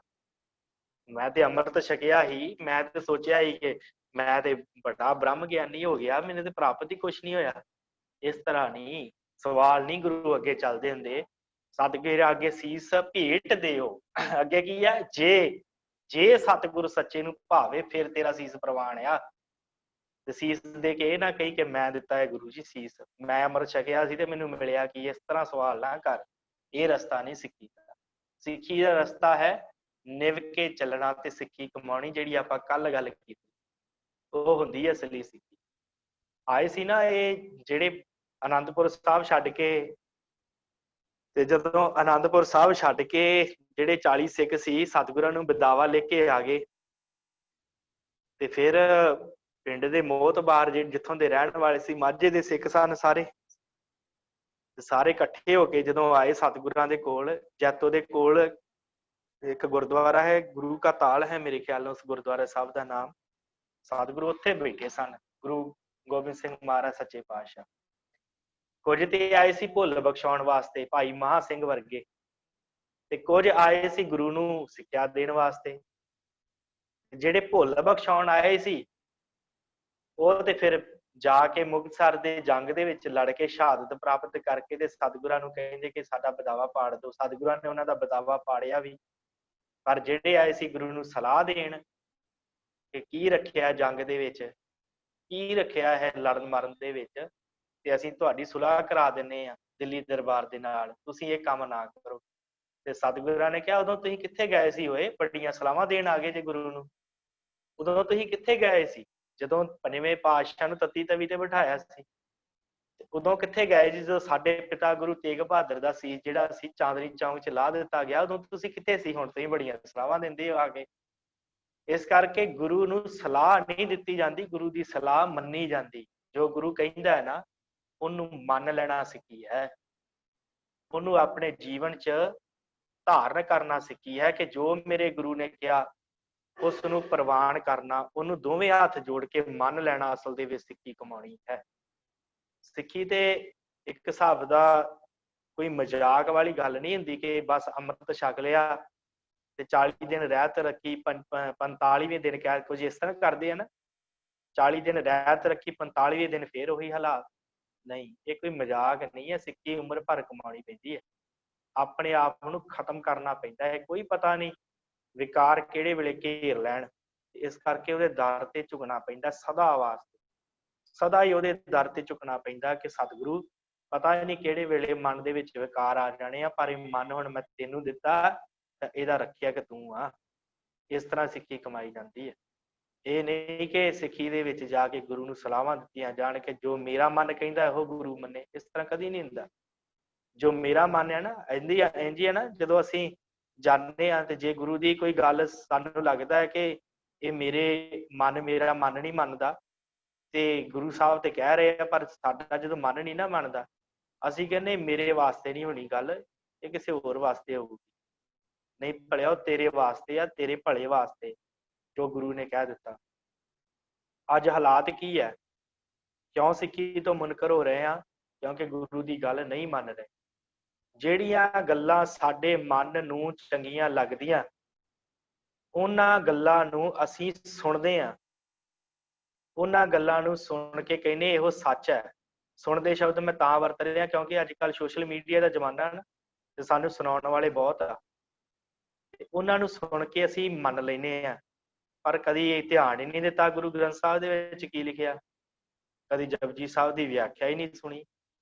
ਜਦੋਂ ਕੋਈ ਵਿਦਵਾਨ ਬੰਦਾ ਕੋਈ ਸੁਣਾਵੇ ਨਾ ਕਿਤੇ ਜਪਜੀ ਸਾਹਿਬ ਦੀ ਵਿਆਖਿਆ, ਜਾਂ ਕਿਤੇ ਕੋਈ ਕਿਸੇ ਸ਼ਬਦ ਦੀ ਕਥਾ ਕਰ ਰਿਹਾ ਹੋਵੇ, ਤੇ ਉਹਦੇ ਵਾਸਤੇ ਅਸੀਂ ਪਤਾ ਕੀ ਕਰਦੇ ਹਾਂ, ਉਹਦੇ ਤੇ ਵਿਊ ਹੁੰਦੇ ਆ, ਦੇਖਣ ਵਾਲੇ ਉਹਨੂੰ ਹੁੰਦੇ ਆ ਸਿਰਫ 10 ਜਾਂ 12 ਜਾਣੇ, ਸਿਰਫ 10 ਜਾਂ 12 ਜਾਣੇ। ਪਰ ਜੇ ਕਿਤੇ ਕੋਈ ਦੋਵੇਂ ਹੱਥ ਖੜੇ ਕਰ ਕਰਕੇ ਗੁਰੂ ਦੀ ਗੋਦੀ 'ਚ ਬਹਿ ਕੇ ਗੁਰੂ ਦੀ ਨਿੰਦਿਆ ਕਰਨ ਦਿਆ ਹੋਵੇ ਨਾ, ਤੇ ਦੂਸਰਿਆਂ ਨੂੰ ਭੰਡ ਰਿਹਾ ਹੋਵੇ, ਉਹਦੇ ਵਿਊ ਹੁੰਦੇ ਆ ਲੱਖਾਂ ਲੱਖਾਂ, ਹਜ਼ਾਰਾਂ ਹਜ਼ਾਰਾਂ ਵਿਊ ਹੁੰਦੇ। ਕਿਉਂ? ਕਿਉਂਕਿ ਸਿੱਖੀ ਤੋਂ ਦੂਰ ਹੋ ਗਏ ਨਾ ਅਸੀਂ। ਸਾਡਾ ਮਨ ਜਿਹੜਾ ਆ ਉਹ ਸੁਣਦਾ ਹੈ ਜੋ ਸਾਡੇ ਮਨ ਨੂੰ ਚੰਗਾ ਲੱਗਦਾ ਹੈ। ਤੇ ਸਾਡੇ ਮਨ ਨੂੰ ਕੀ ਚੰਗਾ ਲੱਗਦਾ ਹੈ? ਨਿੰਦਿਆ, ਚੁਗਲੀ, ਦੂਸਰਿਆਂ ਦੀ ਨਿੰਦਾ ਕੋਈ ਕਰੀ ਜਾਂਦਾ ਤੇ ਅਸੀਂ ਸੁਣੀ ਜਾਂਦੇ ਹਾਂ। ਇਸ ਤਰ੍ਹਾਂ ਸਿੱਖੀ ਨਹੀਂ ਨਾ ਕਮਾਈ ਜਾ ਸਕਦੀ। ਸਿੱਖੀ ਤੇ ਇਸ ਤਰ੍ਹਾਂ ਕਮਾਈ ਜਾਣੀ ਹੈ ਜੇ ਗੁਰੂ ਦੇ ਰਸਤੇ ਤੇ ਚੱਲਾਂਗੇ, ਜੋ ਗੁਰੂ ਕਹਿੰਦਾ ਉਹਨੂੰ ਮੰਨਾਂਗੇ। ਤੇ ਹੁਣ ਮੈਂ ਦੇਖੋ ਆਪਣੇ ਕੋਲੋਂ ਵਿਚਾਰ ਨਹੀਂ ਦੇ ਰਿਹਾ, ਮੈਂ ਤੁਹਾਡੇ ਸਾਹਮਣੇ ਸਕਰੀਨ ਸ਼ੇਅਰ ਕਰਦਾ ਕਿ ਦੇਖੋ ਤੁਸੀਂ ਵੀ ਪੜ੍ਹੋ ਤੇ ਤੁਹਾਨੂੰ ਵੀ ਪਤਾ ਲੱਗੇ ਗੁਰੂ ਨੇ ਕਿਹਾ ਕੀ। ਕਿਉਂਕਿ ਗੁਰੂ ਨੇ ਜੋ ਕਿਹਾ ਆ ਉਹਨੂੰ ਮੰਨ ਲੈਣਾ ਸਿੱਖੀ ਹੈ। ਆਪਣੇ ਮਨ ਪਿੱਛੇ ਨਹੀਂ ਚੱਲਣਾ। ਉਹਨਾਂ ਲੋਕਾਂ ਦੇ ਪਿੱਛੇ ਅਸੀਂ ਚੱਲਦੇ ਹਾਂ ਜਿਹੜੇ ਸਿਰਫ ਗੱਲਾਂ ਦਾ ਕੜਾਹ ਬਣਾ ਬਣਾ ਕੇ ਪੇਸ਼ ਕਰੀ ਜਾਂਦੇ ਆ। ਤੇ ਉਹ ਠੀਕ ਹੈ, ਉਹਨਾਂ ਦੀਆਂ 100 ਗੱਲਾਂ ਦੇ ਵਿੱਚੋਂ ਇੱਕ ਗੱਲ ਸਹੀ ਹੋ ਸਕਦੀ ਆ, ਉਹਦੇ ਨਾਲ ਸਹਿਮਤ ਹੋ ਜਾਣਾ ਇਹਦਾ ਮਤਲਬ ਇਹ ਨਹੀਂ ਹੁੰਦਾ ਕਿ ਅਸੀਂ ਉਹਦੀਆਂ 100 ਦੀਆਂ 100 ਹੀ ਗੱਲਾਂ ਮੰਨ ਲੈਣੀਆਂ। ਇਸ ਤਰ੍ਹਾਂ ਨਹੀਂ ਕਰਨਾ ਚਾਹੀਦਾ। ਸੁਣੋ, ਸੁਣਨ ਦਾ ਕੋਈ ਗੱਲ ਨਹੀਂ, ਪਰ ਜੇ ਉਹਨੇ 100 ਗੱਲਾਂ ਕਹੀਆਂ ਉਹਨੂੰ ਵਿਚੇਚਨ ਕਰੋ ਗੁਰੂ ਦੀ ਗੁਰਬਾਣੀ ਦੇ ਨਾਲ, ਉਹਦਾ ਤੱਤ ਸਾਰ ਕੱਢੋ, ਗੁਰੂ ਨੇ ਕੀ ਕਿਹਾ ਤੇ ਮਨੁੱਖ ਕਹਿੰਦਾ ਕੀ ਪਿਆ ਜਿਹੜਾ ਜਿਹਨੂੰ ਮੈਂ ਸੁਣਦਾ ਪਿਆ। ਤੇ ਇਹ ਨਾ ਹੋਵੇ ਭਾਵਨਾ ਦੇ ਵਿੱਚ ਬਹਿ ਕੇ ਉਹਦੀਆਂ ਗੱਲਾਂ ਸੁਣ ਕੇ ਤੇ ਕਹਿ ਦਈਏ ਬਸ ਇਹੋ ਸੱਚਾ ਦੁਨੀਆ ਤੇ ਰਹਿ ਗਿਆ, ਹੋਰ ਕੋਈ ਸੱਚਾ ਹੀ ਨਹੀਂ ਹੈਗਾ। ਇਸ ਤਰ੍ਹਾਂ ਨਹੀਂ। ਗੁਰੂ ਨਾਲ ਇਸ ਬੰਦੇ ਨੂੰ ਮਿਲਾ ਕੇ ਦੇਖੋ, ਕਿਉਂਕਿ ਗੁਰੂ ਵੱਡਾ ਹੈ। ਗੁਰੂ ਨੇ ਕੀ ਕਿਹਾ ਉਹ ਅਸੀਂ ਵੇਖਦੇ ਨਹੀਂ। ਉਹਦੀਆਂ ਗੱਲਾਂ ਜੇ ਉਹਨੇ 99 ਗਲਤ ਕਹੀਆਂ, 100ਵੀਂ ਗੱਲ ਉਹਨੇ ਸੋਹਣੀ ਕਹਿਤੀ ਨਾ, ਕਹਿ ਦਿੱਤਾ ਇਹੋ ਦੁਨੀਆ ਤੇ ਬੰਦਾ ਜੰਮਿਆ ਸੀ, ਹੋਰ ਕੋਈ ਹੈ ਹੀ ਨਹੀਂ। ਇੰਦਾ ਹੀ ਕਹਿੰਦੇ ਆ ਨਾ, ਬਸ ਜੀ ਤੁਹਾਡੇ ਵਰਗਾ ਤੇ ਕੋਈ ਨਹੀਂ ਹੈਗਾ, ਇਸ ਤਰ੍ਹਾਂ ਕਹਿੰਦੇ ਆ। ਕਿਉਂਕਿ 99 ਗੱਲਾਂ ਉਹਦੀਆਂ ਗਲਤ ਵੀ, ਉਹ 100ਵੀਂ ਗੱਲ ਜਿਹੜੀ ਉਹਨੇ ਸਹੀ ਕਹੀ ਹੁੰਦੀ ਹੈ ਨਾ, ਉਹਦੀਆਂ 99 ਗੱਲਾਂ ਤੇ ਪਰਦਾ ਪਾ ਦਿੰਦੇ, ਉਹ ਫਿਰ ਸਾਨੂੰ ਲੱਗਦਾ ਇਹੋ ਸੱਚਾ ਬੰਦਾ। ਇਸ ਕਰਕੇ ਇਹਨਾਂ ਗੱਲਾਂ ਵੱਲ ਸਾਨੂੰ ਧਿਆਨ ਦੇਣਾ ਚਾਹੀਦਾ ਹੈ ਕਿ ਸਿੱਖੀ ਕੀ ਹੈ ਤੇ ਕਮਾਉਣੀ ਕਿਵੇਂ ਹੈ। ਇਹ ਰਸਤਾ ਸਾਨੂੰ ਗੁਰੂ ਨੇ ਦੱਸਿਆ, ਤੇ ਗੁਰੂ ਦੇ ਰਸਤੇ ਤੇ ਚੱਲ ਕੇ ਸਿੱਖੀ ਕਮਾਈ ਜਾਂਦੀ। ਗੱਲਾਂ ਨਾਲ ਸਿੱਖੀ ਨਹੀਂ ਕਮਾਈ ਜਾਂਦੀ। ਗੱਲਾਂ ਕਰਨੀਆਂ ਬਹੁਤ ਸੌਖੀਆਂ, ਬਹੁਤ ਸੌਖਾ ਹੈ ਗੱਲਾਂ ਨੂੰ ਕਰਨਾ ਕਿ ਮੈਂ ਬੜਾ ਚੰਗਾ ਹਾਂ, ਮੈਂ ਗੁਰੂ ਘਰ ਜਾਣਾ, ਮੈਂ ਆਪਣਾ ਜੀਵਨ ਸਵਾਰਦਾ। ਇਹ ਤੇ ਗੱਲਾਂ ਨਾਲ ਤੇ ਬੜਾ ਕੁਝ ਮਨੁੱਖ ਕਰ ਜਾਂਦਾ, ਪਰ ਜਦੋਂ ਪਤਾ ਉਦੋਂ ਲੱਗਦਾ ਜਦੋਂ ਆਪਣੇ ਅੰਦਰ ਝਾਕ ਕੇ ਦੇਖਦੇ ਆ ਨਾ, ਆਪ ਪਨੜੇ ਗਿਰੀਵਾਨ ਮੈਂ ਸਿਰ ਨੀਵਾਂ ਕਰ ਦੇਖ, ਫਿਰ ਪਤਾ ਲੱਗਦਾ ਮੈਂ ਕਿੱਥੇ ਕੁ ਫਿਰਦਾ, ਮੇਰੀ ਕੀ ਔਕਾਤ ਆ ਗੁਰੂ ਘਰ ਦੇ ਵਿੱਚ। ਤੇ ਗੁਰੂ ਨੂੰ ਕਦੀ ਵੀ ਪੈਸੇ ਨਾਲ ਨਹੀਂ ਜਿਹੜਾ ਭਰਮਾਇਆ ਜਾ ਸਕਦਾ। ਗੁਰੂ ਨੂੰ ਸਹਿਜ ਸਿਆਣਪਾਂ ਲੱਖ ਹੋਏ, ਸਿਆਣਪਾਂ ਨਾਲ ਨਹੀਂ ਭਰਮਾਇਆ ਜਾ ਸਕਦਾ। ਗੁਰੂ ਨੂੰ ਸਿਰਫ ਤੇ ਸਿਰਫ ਪ੍ਰੇਮਾ ਭਗਤੀ ਨਾਲ ਤੇ ਨਿਮਰਤਾ ਦੇ ਨਾਲ ਗੁਰੂ ਵਾਸ ਆਉਂਦਾ ਹੈ। ਹੋਰ ਕਿਸੇ ਵੀ ਤਰੀਕੇ ਨਾਲ ਗੁਰੂ ਵਾਸ ਨਹੀਂ ਆਉਂਦਾ, ਜਿੰਨੇ ਮਰਜ਼ੀ ਭੇਖ ਬਣਾ ਮਨੁੱਖ। ਇਸ ਕਰਕੇ ਆਪਾਂ ਪੜ੍ਹਦੇ ਆ ਨਾ, ਇਹ ਜੇ ਆਪਾਂ ਹੁਣ ਭਾਈ ਗੁਰਦਾਸ ਜੀ ਦੀ ਵਾਰ ਦੀ ਇਸ ਪੌੜੀ ਦੀ ਆਰੰਭਤਾ ਕਰਨੀ ਆ, ਤੇ ਆਪਾਂ ਵੀ ਹੁਣ ਮਨ ਵਿੱਚ ਆਵੇਗਾ ਕਿ ਕੀ ਇਹ ਇਕੱਲਾ ਭਾਈ ਗੁਰਦਾਸ ਜੀ ਇਹ ਗੱਲ ਕਹਿ ਰਹੇ ਆ ਕਿ ਸਿੱਖੀ ਦਾ ਮਾਰਗ ਬੜਾ ਕਠਿਨ ਹੈ? ਕੀ ਹੋਰ ਕਿਸੇ ਨੇ ਗੱਲ ਨਹੀਂ ਕਹੀ? ਸਾਡੇ ਗੁਰੂ ਸਾਹਿਬਾਨ ਨੇ ਵੀ ਕਿਤੇ ਕਹੀ ਹੋਏਗੀ? ਕਹੀ ਹੈ ਸਤਿਗੁਰੂ ਗੁਰੂ ਅਮਰਦਾਸ ਸੱਚੇ ਪਾਤਸ਼ਾਹ ਨੇ ਕਹੀ ਹੈ। ਆਪ ਜੀ ਆਨੰਦ ਸਾਹਿਬ ਦੀ ਬਾਣੀ ਪੜ੍ਹਦੇ ਆ ਨਾ, ਤੇ ਉਹਦੇ ਵਿੱਚ ਲਿਖਿਆ ਹੈ, ਭਗਤਾਂ ਕੀ ਚਾਲ ਨਿਰਾਲੀ, ਚਾਲਾ ਨਿਰਾਲੀ ਭਗਤਾਂ ਕੇਰੀ। ਕਿਹੜਾ ਮਾਰਗ? ਮਾੜਾ ਮੋਟਾ ਮਾਰਗ ਨਹੀਂ, ਕਿਹੜਾ ਮਾਰਗ? ਬਿਖਮ ਮਾਰਗ ਚੱਲਣਾ। ਸੌਖਾ ਮਾਰਗ ਨਹੀਂ ਹੈ, ਬਿਖਮ ਮਾਰਗ ਬੜਾ ਔਖਾ ਹੈ, ਬੜਾ ਕਠਿਨ ਮਾਰਗ ਹੈ ਇਹਦੇ ਉੱਤੇ ਚੱਲਣਾ। ਕਿਹੜਾ ਮਨੁੱਖ ਹੈ ਜਿਹੜਾ ਵਿਕਾਰਾਂ ਨੂੰ ਰੋਕ ਲਵੇ? क्योंकि विकार किते सौखे रुकदे आ, ये तो गुरु कृपा करे ते रुकदा है। भगतां की चाल निराली, चाला निराली भगतां केरी, विखम मार्ग चलना। फिर की है, लब लोभ अहंकार तज तृष्णा। ये विकार ने जिहड़े तंग करदे इस मार्ग ते चलण तो। लब लोभ अहंकार तज तृष्णा, बहुत नाही बोलना। फिर की है जी, पल्ला भाई गुरदास जी नहीं कह रहे, सतगुरु कहते लब लोभ अहंकार तज तृष्णा, बहुत नाही बोलना। फिर की है, खन्ने तिखी वालो निकी। खन्ना खंडा, खन्ने का भाव खंडा, खंडा कितना तिखा हुंदा है। खन्निओ तिखी वालो निकी, वाल कितना बरीक हुंदा है, उस बरीक वाल तो भी निकी है सिक्खी। खन्निओ तिखी वालो निकी, एत मार्ग जाना, ये मार्ग ऐसा है कि खंडे दी धार दे तुरन वर्गा है। कोई पता नहीं किहड़े वेले काम आ जाए, ते काम दा बुल्ला आवे ते तेनू तेरियां सारियां उम्मीदां तेरा जप तप खो के लै जाए। कोई पता नहीं तेरे अंदर क्रोध किहड़े वेले आ जाए ते तेरा सारा जप तप खिलार के सुट जावे, कोई पता नहीं है। इस करके इस मार्ग ते चलना एक खंडे दी तिखी धार ते वाल दे निक्के निक्के वाल तो बरीक बरीक वाल तो भी बरीक रस्ता है। खन्निओ तिखी वालो निक्की निक्की, एत मार्ग जाना। फिर की है कि मनुख अपनी अपनी ताकत दे नाल जा सकदा। खन्निओ तिखी वालो निक्की, एत मार्ग जाना। फिर की गुर प्रसादी, अपनी ताकत नहीं इत्थे काम करदी। ये नहीं कि मैं सीस दे दिता ते गुरु ने मैनू सारा कुछ दे देना, नहीं। मैं अमृत छक लिया ते गुरु ने मैनू सारा कुछ दे देना, नहीं। गुर प्रसादी जिन्नी आप तजिया, गुरु की किरपा दे नाल जिन्हां ने अपना आप गवा दिता, जिन्हां सीस गुरु नूं दे दिता। गुर प्रसादी जिन्नी आप तजिया, हर वासना समाणी, कहे नानक चाल भगतां जुगो जुग निराली। उन्हां भगतां दी चाल निराली हुंदी आ ਜਿਹੜੇ इस मार्ग ते चलते आ। ये कोई हारी सारी नहीं चल सकता इस मार्ग ते। सियाणे एक कहावत कहते हुंदे आ कि जे बकरी शेरनी का दुध बकरी का बच्चा पी ले ना, ते मरण का खतरा रहिंदा। ते ये जिहड़ी सिक्खी है शेरनी का दुध है, जे कोई माड़ा मोटा पी ले ते वो ते फिर लामे ही देण जोगा रह जांदा जी। मैं ते अमृत छकिया, मैनूं ते प्राप्त ही कुछ नहीं होया, भलिया कमाया की कीता की गुरबाणी दे लागे तू लगा नहीं, अमृत छक के थोड़ी तेन सारे सुख मिल जाएंगे। गुरबाणी ते पढ़ी नहीं, नेड़े गुरु दे लगा ही नहीं, शब्द की विचार सुनी नहीं, कीर्तन विच बैठिया 7 वारी पासे लेना है, बैठा बैठा ते तेनों सिक्खी कितों प्राप्त हो जाएगी। कीर्तन सुनदा सुनदा 7 वारी आसे पासे वेहना है, 7 वारी तू अपने किसी और लत्त नूं उधर नूं चुकदा, किसी और लत्त नूं उधर नूं चुकदा, सिक्खी कितों प्राप्त हो जाए तेन। इस तरह सिक्खी नहीं प्राप्त होनी। सिक्खी आ मन नूं गुरु दे अगे अर्पण कर देना, जो गुरु कहंदा उहनूं मन लेना। जो गुरु ने कहता कि भाई ये कारज नहीं करना ते नहीं करना, दूसरे सवाल ही कोई नहीं। ये नहीं कहना गुरु साहब क्यों नहीं करना, जे गुरु ने कह दिता भाई 5 ककार धारण करने आ ते फिर सवाल ही दूजा नहीं रह जांदा। गुरु ने हुक्म करता तो ठीक है जी, प्रवान है, 5 ककार धारण कीते।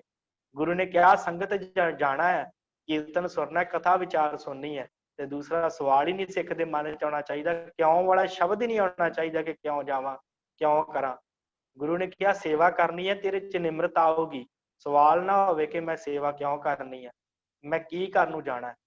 इस तरह के सवाल नहीं चलते होंगे गुरु के अगे। गुरु नूं सलाह दिती नहीं जाती, गुरु की सलाह मन्नी जाती है। मैं तां ही कहा ना, आए सी 40 दे 40 सारे दे सारे इकट्ठे होके मोहतवार। सतगुरां ने कहा तुसीं गुरु नूं सलाह देण आए जे कि जां गुरु की सलाह मनण आए जे। ते जिहड़े सलाह देण आए सी, ओह ते फिर मुड़ गए, ते जिहड़े गुरु की सलाह मन के मुगतसर की जंग च शहीद हो गए, ते उन्हां नूं मुक्तियां दा खिताब प्राप्त हो गया। अज भी उन्हां दे दर्शन करते हैं, अज भी जाके ते सीस झुकाउने हैं। सो ये है सिक्खी, ये है रस्ता। कठिन रस्ता बहुत है, पर जिन्हें चख लिया, भाई गुरदास जी कहते जिवें गूंगे ने मठियाई खा ली ना, ਉਹਨੂੰ ਪੁੱਛੇ ਭਾਈ ਕਿੰਨਾ ਕ ਆਨੰਦ ਦੀ ਦੱਸੀ ਤੇ ਸਹੀ, ਉਹ ਆਖੂ ਆਨੰਦ ਨਹੀਂ ਮੈਨੂੰ ਪਤਾ, ਨਾ ਤੇ ਉਹਦੇ ਕੋਲ ਬੋਲਿਆ ਜਾਣਾ, ਉਹਨੇ ਇਸ਼ਾਰਿਆਂ ਦੇ ਨਾਲ ਕਹਿ ਦੇਣਾ ਕਿ ਇਹ ਤੇ ਬਸ ਕਹਿਣ ਤੋਂ ਪਰੇ ਦੀਆਂ ਗੱਲਾਂ। ਇਸ ਕਰਕੇ ਸਿੱਖੀ ਕਮਾਓ, ਸਿੱਖੀ ਕਮਾਉਣ ਦੇ ਨਾਲ ਹੀ ਜਿਹੜਾ ਹੈ ਮਨੁੱਖ ਦਾ ਭਲਾ ਹੋਣਾ ਹੈ। ਸੋ ਭਾਈ ਗੁਰਦਾਸ ਜੀ ਬਖਸ਼ਿਸ਼ ਕਰਦੇ, ਆਪਾਂ ਪਹਿਲਾਂ ਅੱਖਰੀ ਅਰਥ ਜਿਹੜੇ ਉਹ ਕਰਕੇ ਫਿਰ ਜੋ ਵਿਚਾਰ ਭਾਈ ਮਨੀ ਸਿੰਘ ਜੀ ਹੁਣਾਂ ਦਿੱਤੀ ਆ ਉਹਦੇ ਵੱਲ ਜਾਵਾਂਗੇ। ਸਭ ਤੋਂ ਪਹਿਲਾਂ ਕੀ ਹੈ, कहते कि गुरसिखी बारीक है, खंडे धार गली अत पीड़ी। ਇੰਨੀ ਕੁ ਬਰੀਕ ਹੈ ਸਿੱਖੀ, ਇੰਨੀ ਕੁ ਮਹੀਨ ਹੈ ਸਿੱਖੀ ਕਿ ਖੰਡੇ ਵਾਂਗੂ ਤਿੱਖੀ ਹੈ। ਖੰਡੇ ਤੇ ਕੋਈ ਮਨੁੱਖ ਤੁਰ ਲੱਗ ਜੇ ਤੇ ਖੰਡਾ ਤੇ ਪੈਰ ਪਾੜ ਦਿੰਦਾ ਹੈ ਨਾ, ਤੇ ਕਹਿੰਦੇ ਜਿਵੇਂ ਖੰਡੇ ਦੀ ਧਾਰ ਤੇ ਚੱਲਣਾ ਹੋਵੇ ਨਾ, ਇਸ ਤਰ੍ਹਾਂ ਸਿੱਖੀ ਹੈ। ਹੁਣ ਆਪ ਜੀ ਨੇ ਉਸ ਦਿਨ ਭਾਈ ਮੰਝ ਜੀ ਵਾਲੀ ਸਾਖੀ ਸੁਣੀ ਹੈ, ਤੇ ਸਤਿਗੁਰਾਂ ਨੇ ਕਿਹਾ ਸੀ ਨਾ, ਭਾਈ ਮੰਝ ਪ੍ਰਸ਼ਾਦਾ ਕਿੱਥੋਂ ਛਕਦਾ? ਸਤਿਗੁਰੂ ਲੰਗਰ ਚ ਛਕਦਾ। ਤੇ ਫਿਰ ਸਤਿਗੁਰੂ ਕਹਿੰਦੇ ਗੱਲ ਨਾ ਬਣੀ ਫਿਰ ਭਾਈ ਮੰਝ, ਪ੍ਰਸ਼ਾਦਾ ਲੰਗਰ ਚੋਂ ਛਕੇ ਤੇ ਸੇਵਾ ਕਰੇ, ਏਦਾਂ ਗੱਲ ਥੋੜੀ ਬਣਦੀ ਹੈ। ਇਹ ਤਾਂ ਫਿਰ ਆਪਣਾ ਹਿਸਾਬ ਕਿਤਾਬ ਬਰਾਬਰ ਹੋ ਗਿਆ। ਕਹਿੰਦਾ ਜੀ ਠੀਕ ਹੈ। ਅਗਲੇ ਦਿਨ ਫਿਰ 2 ਪੰਡਾਂ ਲੱਕੜਾਂ ਦੀਆਂ ਲਿਆਉਣ ਲੱਗ ਪਿਆ, ਇੱਕ ਬਾਹਰ ਵੇਚ ਕੇ ਉਹਦਾ ਪ੍ਰਸ਼ਾਦਾ ਛਕਣਾ ਤੇ ਦੂਸਰੀ ਲੰਗਰ ਚ। ਇਹ ਹੈ ਖੰਡੇ ਧਾਰ ਗਲੀਅਤ ਭੀੜੀ। ਗੁਰੂ ਦੇ ਅੱਗੇ ਜਵਾਬ ਨਹੀਂ, ਗੁਰੂ ਨੂੰ ਹੀ ਸਵਾਲ ਕਰ ਸਕਦੇ। ਸਿੱਖੀ ਗੁਰਸਿੱਖੀ ਬਾਰੀਕ ਹੈ, ਖੰਡੇ ਧਾਰ ਗਲੀ ਅਤ ਭੀੜੀ, ਬੜੀ ਭੀੜੀ ਗਲੀ ਹੈ। ਇਸ ਗਲੀ ਦੇ ਵਿੱਚ ਬਹੁਤ ਭੀੜੀ ਤੋਂ ਭਾਵ ਇੰਨੀ ਕੁ ਜਗ੍ਹਾ ਹੈ ਜਿੱਥੇ ਸਿਰਫ ਮਨੁੱਖ ਆਪ ਨਹੀਂ ਤੁਰ ਸਕਦਾ, ਉਹਦੀ ਸੁਰਤ ਤੁਰ ਸਕਦੀ ਹੈ, ਇੰਨੀ ਭੀੜੀ ਹੈ ਇਹ ਗਲੀ। ਗੁਰਸਿੱਖੀ ਬਾਰੀਕ ਹੈ, ਖੰਡੇ ਧਾਰ ਗਲੀ ਅਤ ਭੀੜੀ, ਉੱਥੇ ਟਿਕੇ ਨਾ ਪੁਣਹਣਾ। ਪੁਣਹਣਾ ਦਾ ਅਰਥ ਹੁੰਦਾ ਹੈ ਸਾਧ ਸੰਗਤ ਮੱਛਰ। ਉੱਥੇ ਟਿਕੇ ਨਾ ਪੁਣਹਣਾ, ਚੱਲ ਨਾ ਸਕੇ ਉੱਪਰ ਕੀੜੀ। ਪੁਣਹਣਾ ਦਾ ਭਾਵ ਮੱਛਰ। ਕੋਈ ਮੱਛਰ ਵਾਲੀ ਸੁਰਤ ਲੈ ਕੇ ਨਹੀਂ ਇਸ ਭੀੜੀ ਗਲੀ ਦੇ ਵਿੱਚ ਚੱਲ ਸਕਦਾ। ਇਸ ਸਿੱਖੀ ਦੇ ਰਸਤੇ ਤੇ ਕੋਈ ਮੱਛਰ ਵਾਲੀ ਸੁਰਤ ਲੈ ਕੇ ਨਹੀਂ ਚੱਲ ਸਕਦਾ। ਜਿਵੇਂ ਮੱਛਰ ਹੁੰਦਾ ਹੈ ਨਾ, ਉੱਡਦਾ ਆਉਂਦਾ ਤੇ ਖੂਨ ਚੂਸ ਕੇ ਫੇਰ ਉੱਡ ਜਾਂਦਾ, ਭੱਜ ਜਾਂਦਾ, ਇਸ ਤਰ੍ਹਾਂ ਨਹੀਂ ਇੱਥੇ ਕੋਈ ਮੱਛਰ ਵਾਲੀ ਸੁਰਤ ਲੈ ਕੇ ਆਵੇ ਕਿ ਇੱਥੋਂ ਮੈਨੂੰ ਧਨ ਪਦਾਰਥ ਮਿਲ ਤੇ ਮੈਂ ਭੱਜ ਜਾਵਾਂ, ਫੇਰ ਹੋਰ ਪਾਸੇ ਮੂੰਹ ਕਰ ਲਾ, ਇਸ ਤਰ੍ਹਾਂ ਨਹੀਂ।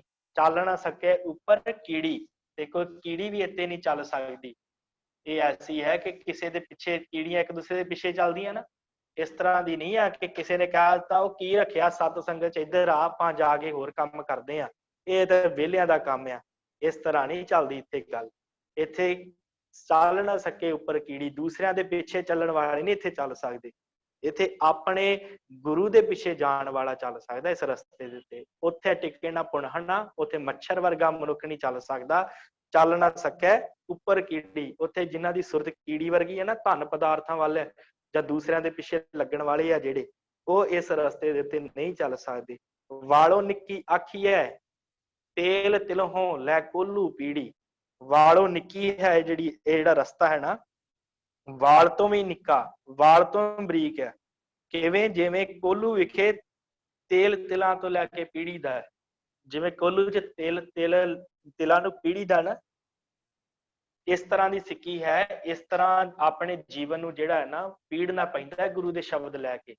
ਗੁਰੂ ਦਾ ਸ਼ਬਦ ਲੈ ਕੇ ਜਿਵੇਂ ਤਿਲ ਪੀੜੀ ਦੇ ਆ ਨਾ, ਤੇ ਇਸ ਤਰ੍ਹਾਂ ਆਪਣੇ ਆਪ ਨੂੰ ਉਸ ਸ਼ਬਦ ਦੇ ਅਨੁਸਾਰ ਪੀੜਨਾ ਪੈਂਦਾ ਹੈ।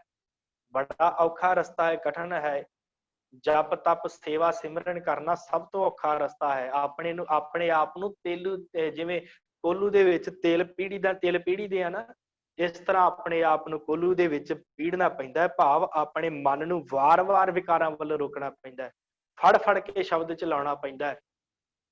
ਜਿਹੜੇ ਆਖਦੇ ਹਨ ਨਾ ਕਿ ਮਨ ਗੁਰਬਾਣੀ ਚ ਨਹੀਂ ਲੱਗਦਾ, ਉਹ ਇਹੋ ਰਸਤਾ ਅਪਣਾਉਣ। ਕਿਉਂਕਿ ਦੇਖੋ ਸਤਿਗੁਰੂ ਕਹਿੰਦੇ ਫੜ ਕੇ, ਜਿਵੇਂ ਤਿਲਾਂ ਨੂੰ ਪੀੜੀ ਦਾ ਨਾ, ਉਸ ਤਰ੍ਹਾਂ ਆਪਣੇ ਮਨ ਨੂੰ ਪੀੜਨਾ ਪੈਂਦਾ ਵਾਰ-ਵਾਰ। ਇਹ ਨਹੀਂ ਕਿ ਅੱਜ ਜਪਜੀ ਸਾਹਿਬ ਦੀ ਬਾਣੀ ਪੜ੍ਹੀ ਸੀ, ਮਨ ਨਹੀਂ ਟਿਕਿਆ ਤੇ ਕੱਲ ਨੂੰ ਪੜ੍ਹਨੀ ਨਹੀਂ, ਕੱਲ ਨੂੰ ਫੇਰ ਪੜ੍ਹਨੀ ਆ। ਜੇ ਉਸ ਤੋਂ ਵੱਧ ਵਿਕਾਰ ਤੰਗ ਕਰਦੇ ਆ, ਪਰਸੋਂ ਫੇਰ ਪੜ੍ਹਨੀ ਆ। ਤੇ ਇੱਕ ਦਿਨ ਐਸਾ ਆਵੇਗਾ ਕਿ ਜਿਵੇਂ ਕੋਲੂ ਦੇ ਵਿੱਚ ਤੇਲ ਪੀੜ ਕੇ ਤੇ ਤੇਲ ਨਿਕਲ ਆਉਂਦਾ ਨਾ, ਇਸ ਤਰ੍ਹਾਂ ਤੇਰਾ ਜੀਵਨ ਹੋ ਜਾਏਗਾ। ਤੂੰ ਵਾਰ-ਵਾਰ ਫੜ ਕੇ ਆਪਣੇ ਮਨ ਨੂੰ ਜਦੋਂ ਪੀਏਗਾ ਨਾ, ਤੇਰਾ ਮਨ ਫਿਰ ਟਿਕਣ ਲੱਗ ਜਾਏਗਾ।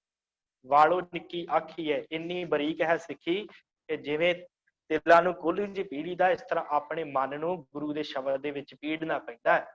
ਗੁਰਮੁਖ ਵੰਸੀ ਪਰਮਹੰਸ ਖੀਰ ਨੀਰ ਨਿਰਨੋ ਚੁੰਝ ਵੀੜੀ। ਹੁਣ ਸਤਿਗੁਰੂ ਭਾਈ ਗੁਰਦਾਸ ਜੀ ਬਖਸ਼ਿਸ਼ ਕਰਦੇ ਆ, ਜਿਹੜੇ ਗੁਰਮੁਖਾਂ ਦੀ ਵੰਸ਼ ਚੋਂ ਹਨ, ਭਾਵ ਜਿਨ੍ਹਾਂ ਨੂੰ ਸਿੱਖੀ ਮਿਲੀ ਹੋਈ ਹੈ, ਜਿਹੜੇ ਗੁਰਮੁਖ ਵੰਸੀ ਦਾ ਤਾਂ ਵੰਸ਼, ਕਿਹੜੀ ਵੰਸ਼ ਹੈ? ਸਾਡੀ ਸਿੱਖ। ਸਾਡੇ ਨਾਮ ਦੇ ਪਿੱਛੇ ਕੀ ਲੱਗਾ ਹੋਇਆ? ਸਿੰਘ ਕੌਰ। ਇਹ ਸਾਡੇ ਨਾਵਾਂ ਦੇ ਪਿੱਛੇ ਲੱਗਾ ਹੋਇਆ। ਇਹ ਸਾਨੂੰ ਸਤਿਗੁਰਾਂ ਨੂੰ ਬੜੀ ਵੱਡੀ ਕਿਰਪਾ ਆ, ਕਿਰਪਾ ਦੀ ਦਾਤ ਹੈ ਕਿ ਸਾਨੂੰ ਸਿੱਖੀ ਆਪਣੇ ਪਰਿਵਾਰਾਂ ਚ ਮਿਲੀ ਹੋਈ ਹੈ। ਪਰ ਜਿਹੜੇ ਛੱਡ ਜਾਂਦੇ ਆ, ਉਹਨਾਂ ਲਈ ਤੇ ਫਿਰ ਮਾੜੀ ਗੱਲ ਹੈ ਨਾ, ਉਹ ਤੇ ਫਿਰ ਆਪਣੇ ਜੀਵਨ ਨੂੰ ਖਰਾਬ ਕਰ ਜਾਂਦੇ। ਗੁਰਮੁਖ ਵੰਸੀ ਪਰਮਹੰਸ, ਕਹਿੰਦੇ ਉਹ ਪਰਮਹੰਸ ਹਨ ਜਿਨ੍ਹਾਂ ਨੂੰ ਗੁਰਸਿੱਖੀ ਵਿਰਸੇ 'ਚ ਮਿਲ ਜਾਂਦੀ ਹੈ, ਜਿਨ੍ਹਾਂ ਨੂੰ ਸਿੱਖੀ ਆਪਣੇ ਵੱਡ ਵਡੇਰਿਆਂ ਤੋਂ ਮਿਲ ਜਾਂਦੀ ਹੈ, ਜਿਨ੍ਹਾਂ ਦੇ ਦਾਦੇ ਵੀ ਬਾਣੀ ਪੜ੍ਹਦੇ ਰਹੇ ਆ, ਜਿਨ੍ਹਾਂ ਦੇ ਪੋਤਰੇ ਵੀ ਗਾਂ ਪੜ੍ਹ ਰਹੇ ਆ, ਉਹ ਵੱਡੇ ਭਾਗਾਂ ਵਾਲੇ ਹਨ। ਗੁਰਮੁਖ ਵੰਸੀ ਪਰਮਹੰਸ ਹਨ। ਹੰਸ ਹੁੰਦਾ ਹੈ ਨਾ ਇੱਕ, ਇੱਥੇ ਸਤਿਗੁਰਾਂ ਨੇ ਭਾਈ ਗੁਰਦਾਸ ਜੀ ਨੇ ਪਰਮਹੰਸ ਸ਼ਬਦ ਵਰਤਿਆ। ਉਹ ਹੰਸਾਂ ਤੋਂ ਵੀ ਵੱਡੇ ਹਨ, ਪਰਮਹੰਸ ਹਨ। ਖੀਰ ਨੀਰ ਨਿਰਨੋ ਚੁੰਝ ਬੀੜੀ। ਜਿਹੜਾ ਹੰਸ ਹੁੰਦਾ ਹੈ ਨਾ, ਉਹ ਇੱਕ ਗੱਲ ਮੰਨੀ ਜਾਂਦੀ ਹੈ ਕਿ ਦੁੱਧ ਤੇ ਪਾਣੀ ਜਦੋਂ ਇਕੱਠਾ ਰਲਾ ਕੇ ਹੰਸ ਦੇ ਅੱਗੇ ਰੱਖੀਏ, ਉਹ ਜਦੋਂ ਚੁੰਝ ਪਾਉਂਦਾ ਉਹਦੇ ਵਿੱਚ, ਤੇ ਦੁੱਧ ਵੱਖਰਾ ਹੋ ਜਾਂਦਾ ਹੈ, ਪਨੀਰ ਬਣ ਜਾਂਦਾ ਹੈ, ਤੇ ਪਾਣੀ ਵੱਖਰਾ ਹੋ ਜਾਂਦਾ ਹੈ। ਫਿਰ ਉਹ ਵਿੱਚੋਂ ਜਿਹੜੀ ਦੁੱਧ ਦੀਆਂ ਹੁੰਦੀਆਂ ਨਾ ਬੋਟੀਆਂ ਜੋ ਬਣੀਆਂ, ਪਨੀਰ ਜੋ ਬਣਿਆ ਹੁੰਦਾ, ਉਹਨੂੰ ਉਹ ਖਾ ਜਾਂਦਾ ਹੈ ਆਪਣੀ ਚੁੰਝ ਦੇ ਨਾਲ। ਸੋ ਇੱਥੇ ਉਹ ਅਲੰਕਾਰ ਵਰਤਿਆ ਕਿ ਜਿਹੜੇ ਗੁਰਸਿੱਖਾਂ ਦੀ ਵੰਸ਼ ਚ ਹੁੰਦੇ ਆ, ਭਾਵ ਜਿਨ੍ਹਾਂ ਨੂੰ ਗੁਰਸਿੱਖੀ ਪ੍ਰਾਪਤ ਹੁੰਦੀ ਆ, ਜਿਹੜੇ ਗੁਰਸਿੱਖੀ ਨੂੰ ਕਮਾਉਂਦੇ ਆ, ਉਹ ਆਪਣੀ ਵਿਚਾਰ ਰੂਪੀ ਜਿਹੜੀ ਚੁੰਝ ਆ ਨਾ, ਜਿਹੜੀ ਵਿਵੇਕ ਬੁੱਧੀ ਵਾਲੀ ਚੁੰਝ, ਉਹਦੇ ਨਾਲ ਜਾਣ ਲੈਂਦੇ ਆ ਕਿ ਸੱਚ ਕੀ ਆ ਤੇ ਝੂਠ ਕੀ ਆ। ਉਹ ਜਾਣ ਲੈਂਦੇ ਗੁਰੂ ਦਾ ਉਪਦੇਸ਼ ਕੀ ਕਹਿੰਦਾ ਤੇ ਲੋਕੀ ਕੀ ਵਿਚਾਰਾਂ ਕਰਦੇ। ਉਹ ਆਪਣੀ ਚੁੰਝ ਦੇ ਨਾਲ, ਆਪਣੀ ਵਿਚਾਰ ਰੂਪੀ ਚੁੰਝ ਦੇ ਨਾਲ, ਵਿਵੇਕ ਬੁੱਧ ਦੇ ਨਾਲ ਸਾਰਾ ਕੁਝ ਵੇਖ ਲੈਂਦਾ। ਫਿਰ ਪਾਣੀ ਦਾ ਪਾਣੀ ਤੇ ਦੁੱਧ ਦਾ ਦੁੱਧ ਕਰ ਦਿੰਦਾ, ਵੱਖਰਾ ਕਰ ਦਿੰਦਾ। ਫਿਰ ਉਹ ਜਿਵੇਂ ਹੰਸ ਚੁੰਝ ਮਾਰ ਕੇ ਦੁੱਧ ਨੂੰ ਵੱਖਰਾ ਕਰਕੇ ਪਾਣੀ ਤੋਂ, ਤੇ ਪਨੀਰ ਖਾ ਕੇ ਉੱਡ ਜਾਂਦਾ ਨਾ। ਖੀਰ ਦਾ ਇੱਥੇ ਅਰਥ ਦੁੱਧ ਹੈ ਤੇ ਨੀਰ ਦਾ ਅਰਥ ਪਾਣੀ। ਨਿਰਨੋ ਭਾਵ ਵਿਚਾਰ, ਚੁੰਝ ਵੀੜੀ, ਆਪਣੀ ਚੁੰਝ ਦੇ ਨਾਲ, ਆਪਣੀ ਚੁੰਝ ਦੇ ਨਾਲ ਉਹ ਜਿਹੜਾ ਹੈ ਉਹਨੂੰ ਵੱਖਰਾ ਕਰ ਲੈਂਦਾ ਹੈ, ਭਾਵ ਵੱਖਰਾ ਕਰਕੇ ਉਹਨੂੰ ਵਿਚਾਰ ਦੀ ਚੁੰਝ ਦੇ ਨਾਲ। ਵੀੜੀ ਦਾ ਅਰਥ ਵਿਚਾਰ। ਆਪਣੀ ਜਿਹੜੀ ਸੁਰਤ ਵਾਲੀ ਜਿਹੜੀ ਹੈ ਨਾ ਚੁੰਝ, ਆਪਣੀ ਵਿਵੇਕ ਬੁੱਧ ਵਾਲੀ ਚੁੰਝ, ਉਹਦੇ ਨਾਲ ਉਹ ਪਰਮਹੰਸ ਜਿਹੜੇ ਹਨ, ਜਿਹੜੇ ਗੁਰੂ ਦੀ ਵਿਚਾਰ ਕਮਾਉਂਦੇ ਆ, ਜਿਹੜੇ ਅੰਸ਼ ਬੰਸ ਵਿੱਚੋਂ ਹਨ, ਜਿਹੜੇ ਸਿੱਖ ਹਨ, ਉਹ ਫਿਰ ਕੀ ਕਰਦੇ ਆ, ਉਹ ਆਪਣੀ ਵਿਚਾਰ ਰੂਪੀ ਚੁੰਝ ਦੇ ਨਾਲ ਵੇਖ ਲੈਂਦੇ ਕਿ ਗੁਰੂ ਦਾ ਉਪਦੇਸ਼ ਕਿਹੜਾ ਆ ਤੇ ਕਿਹੜੀ ਵਾਧੂ ਚੀਜ਼ ਆ। ਵਾਧੂ ਚੀਜ਼ਾਂ ਨੂੰ ਉਹ ਵਿੱਚ ਪਈਆਂ ਰਹਿਣ ਦਿੰਦੇ ਆ, ਤੇ ਉਹ ਜਿਹੜੀ ਹੁੰਦੀ ਗੁਰੂ ਦੀ ਵਿਚਾਰ, ਉਹਨਾਂ ਨੂੰ ਇਕੱਠੀ ਕਰਕੇ ਤੇ ਤੁਰ ਜਾਂਦੇ ਆ। ਇਸ ਤਰ੍ਹਾਂ ਉਹ ਆਪਣੀ ਵਿਚਾਰ ਜਿਹੜੀ ਆ ਰੱਖਦੇ ਆ। ਇਸ ਤਰ੍ਹਾਂ ਆਪਣਾ ਜੀਵਨ ਜਿਹੜਾ ਬਤੀਤ ਕਰਦੇ ਆ, ਜਿਹੜੇ ਗੁਰੂ ਦਾ ਸ਼ਬਦ ਕਮਾਉਂਦੇ ਆ, ਜਿਹੜੇ ਗੁਰੂ ਨੂੰ ਮੰਨਦੇ ਆ, ਜਿਹੜੇ ਗੁਰੂ ਵੱਲ ਨੂੰ ਜਿਨ੍ਹਾਂ ਦਾ ਮੁੱਖ ਹੁੰਦਾ ਹੈ। ਵਾਹਿਗੁਰੂ। ਸਿਲਾ ਅਲੂਣੀ ਚਟਣੀ, ਮਾਣਕ ਮੋਤੀ ਚੋਗ ਨਵੀੜੀ। ਇਹ ਜਿਹੜੀ ਸਿੱਖੀ ਆ ਨਾ, ਇਹ ਜਿਵੇਂ ਅਲੂਣੀ ਸਿੱਲ ਚੱਟਣ ਦੇ ਬਰਾਬਰ ਹੈ। ਅਲੂਣੀ ਸਿੱਲ, ਬਹੁਤ ਅਲੂਣੀ ਸਿੱਲ ਹੈ। ਕਈਆਂ ਦਾ ਮਨ ਕਰਦਾ ਹੈ ਨਾ ਕਿ ਮੈਂ ਵੀ ਕਿਤੇ ਪੱਬਾਂ 'ਚ ਜਾਵਾਂ, ਮੈਂ ਵੀ ਸ਼ਰਾਬ ਪੀਵਾਂ, ਮੈਂ ਵੀ ਆਪਣੇ ਜੀਵਨ ਦਾ ਲੁਤਫ ਉਡਾਵਾਂ। ਇਹ ਅਲੂਣੀ ਸਿੱਲ ਚੱਟਣ ਬਰਾਬਰ ਹੈ ਵੀ ਉਧਰ ਨਹੀਂ ਜਾਣਾ। ਜੇ ਗੁਰੂ ਦਾ ਮਾਰਗ ਅਪਣਾ ਲਿਆ ਨਾ, ਜੇ ਗੁਰੂ ਵੱਲ ਨੂੰ ਮੂੰਹ ਕਰ ਲਿਆ, ਤੇ ਫਿਰ ਇਹਨਾਂ ਵਾਲੇ ਪਾਸੇ ਨਹੀਂ ਜਾਣਾ। ਅਲੂਣੀ ਸਿੱਲ, ਕਿਉਂਕਿ ਮਨ ਤੇ ਕਰਦਾ ਹੈ ਨਾ, ਹਰ ਕਿਸੇ ਦਾ ਹੁੰਦਾ। ਜਿਹੜੇ ਮਨੁੱਖ ਵਾਰ-ਵਾਰ ਉਹਨਾਂ ਗੱਲਾਂ ਨੂੰ ਵੇਖਦੇ, ਆਪਣੇ ਸੰਸਾਰ ਦੇ ਨੇੜੇ ਤੇੜੇ ਜੋ ਵੇਖਦੇ ਆ ਲੋਕਾਂ ਵੱਲ, ਉਹਨਾਂ ਵੱਲ ਵੇਖ ਕੇ ਆਪਦਾ ਵੀ ਮਨ ਕਰਨ ਲੱਗ ਪੈਂਦਾ ਕਿ ਮੈਂ ਵੀ ਆਹ ਕੰਮ ਕਰਾਂ, ਮੈਂ ਵੀ ਆਹ ਕੰਮ ਕਰਨਾ, ਮੇਰਾ ਗਵਾਂਢੀ ਸ਼ਰਾਬ ਪੀਂਦਾ, ਮੈਂ ਵੀ ਪੀਆ ਕਰਾਂ। ਇਸ ਤਰ੍ਹਾਂ ਮਨ ਜਿਹੜਾ ਆਉਂਦਾ ਹੈ। ਤੇ ਸਤਿਗੁਰੂ ਕਹਿੰਦੇ ਅਲੂਣੀ ਸਿੱਲ ਚੱਟਣ ਵਰਗਾ ਕੰਮ ਹੈ ਸਿੱਖੀ ਮਾਰਗ ਤੇ ਚੱਲਣਾ। ਇੱਥੇ ਆਪਣੀ ਮਰਜ਼ੀ ਨਹੀਂ ਚੱਲ ਸਕਦੀ, ਅਲੂਣੀ ਸਿੱਲ ਚੱਟਣੀ ਪੈਂਦੀ ਹੈ। ਵੇਖਣਾ ਪੈਂਦਾ ਕਿ ਮੈਂ ਕੀ ਆ ਤੇ ਮੇਰਾ ਜੀਵਨ ਕਿਵੇਂ ਦਾ ਹੋਵੇ, ਮੈਂ ਆਪਣੇ ਆਪ ਨੂੰ ਉੱਚਾ ਕਿਵੇਂ ਲੈ ਕੇ ਜਾਵਾਂ। ਇੰਨੀ ਅਲੂਣੀ ਸਿੱਲ ਚੱਟਣ ਦੇ ਬਰਾਬਰ ਹੈ ਜਿਹੜੀ ਸਿੱਖੀ ਹੈ। ਸਿਲਾ ਅਲੂਣੀ ਚਟਣੀ, ਮਾਣਕ ਮੋਤੀ ਚੋਗ ਨਵੀੜੀ। ਫਿਰ ਕਹਿੰਦੇ ਆ ਮਾਣਕ ਤੇ ਮੋਤੀਆਂ ਦੀ ਚੋਗ, ਭਾਵ ਜਿਹੜੇ ਸੰਤ ਜਨ ਹਨ, ਉਹ ਫਿਰ ਗੁਣਾਂ ਦੀ ਚੋਗ ਚੁਗਦੇ ਆ। ਉਹ ਫਿਰ ਮਾਣਕ ਮੋਤੀ ਚੁਗਦੇ ਆ। ਜਿਹੜੇ ਅਲੂਣੀ ਸਿੱਲ ਚੱਟ ਲੈਂਦੇ ਆ ਨਾ, ਭਾਵ ਆਪਣੇ ਮਨ ਨੂੰ ਵਿਕਾਰਾਂ ਵੱਲੋਂ ਰੋਕ ਲੈਂਦੇ ਆ, ਭਾਵ ਉਹ ਹੋਰਨਾਂ ਵਾਲੇ ਪਿੱਛੇ ਲੱਗ ਕੇ ਆਪਣੇ ਆਪ ਨੂੰ ਗੁਰੂ ਦੇ ਦਰ ਤੋਂ ਵੱਖ ਨਹੀਂ ਕਰਦੇ, ਦੂਰ ਨਹੀਂ ਕਰਦੇ। ਫਿਰ ਉਹਨਾਂ ਨੂੰ ਮਾਣਕ ਮੋਤੀ ਗੁਰੂ ਦਾ ਸ਼ਬਦ ਪ੍ਰਾਪਤ ਹੁੰਦਾ, ਮਾਣਕਾਂ ਵਰਗਾ, ਮੋਤੀਆਂ ਵਰਗਾ, ਚੋਗ ਨਵੀੜੀ।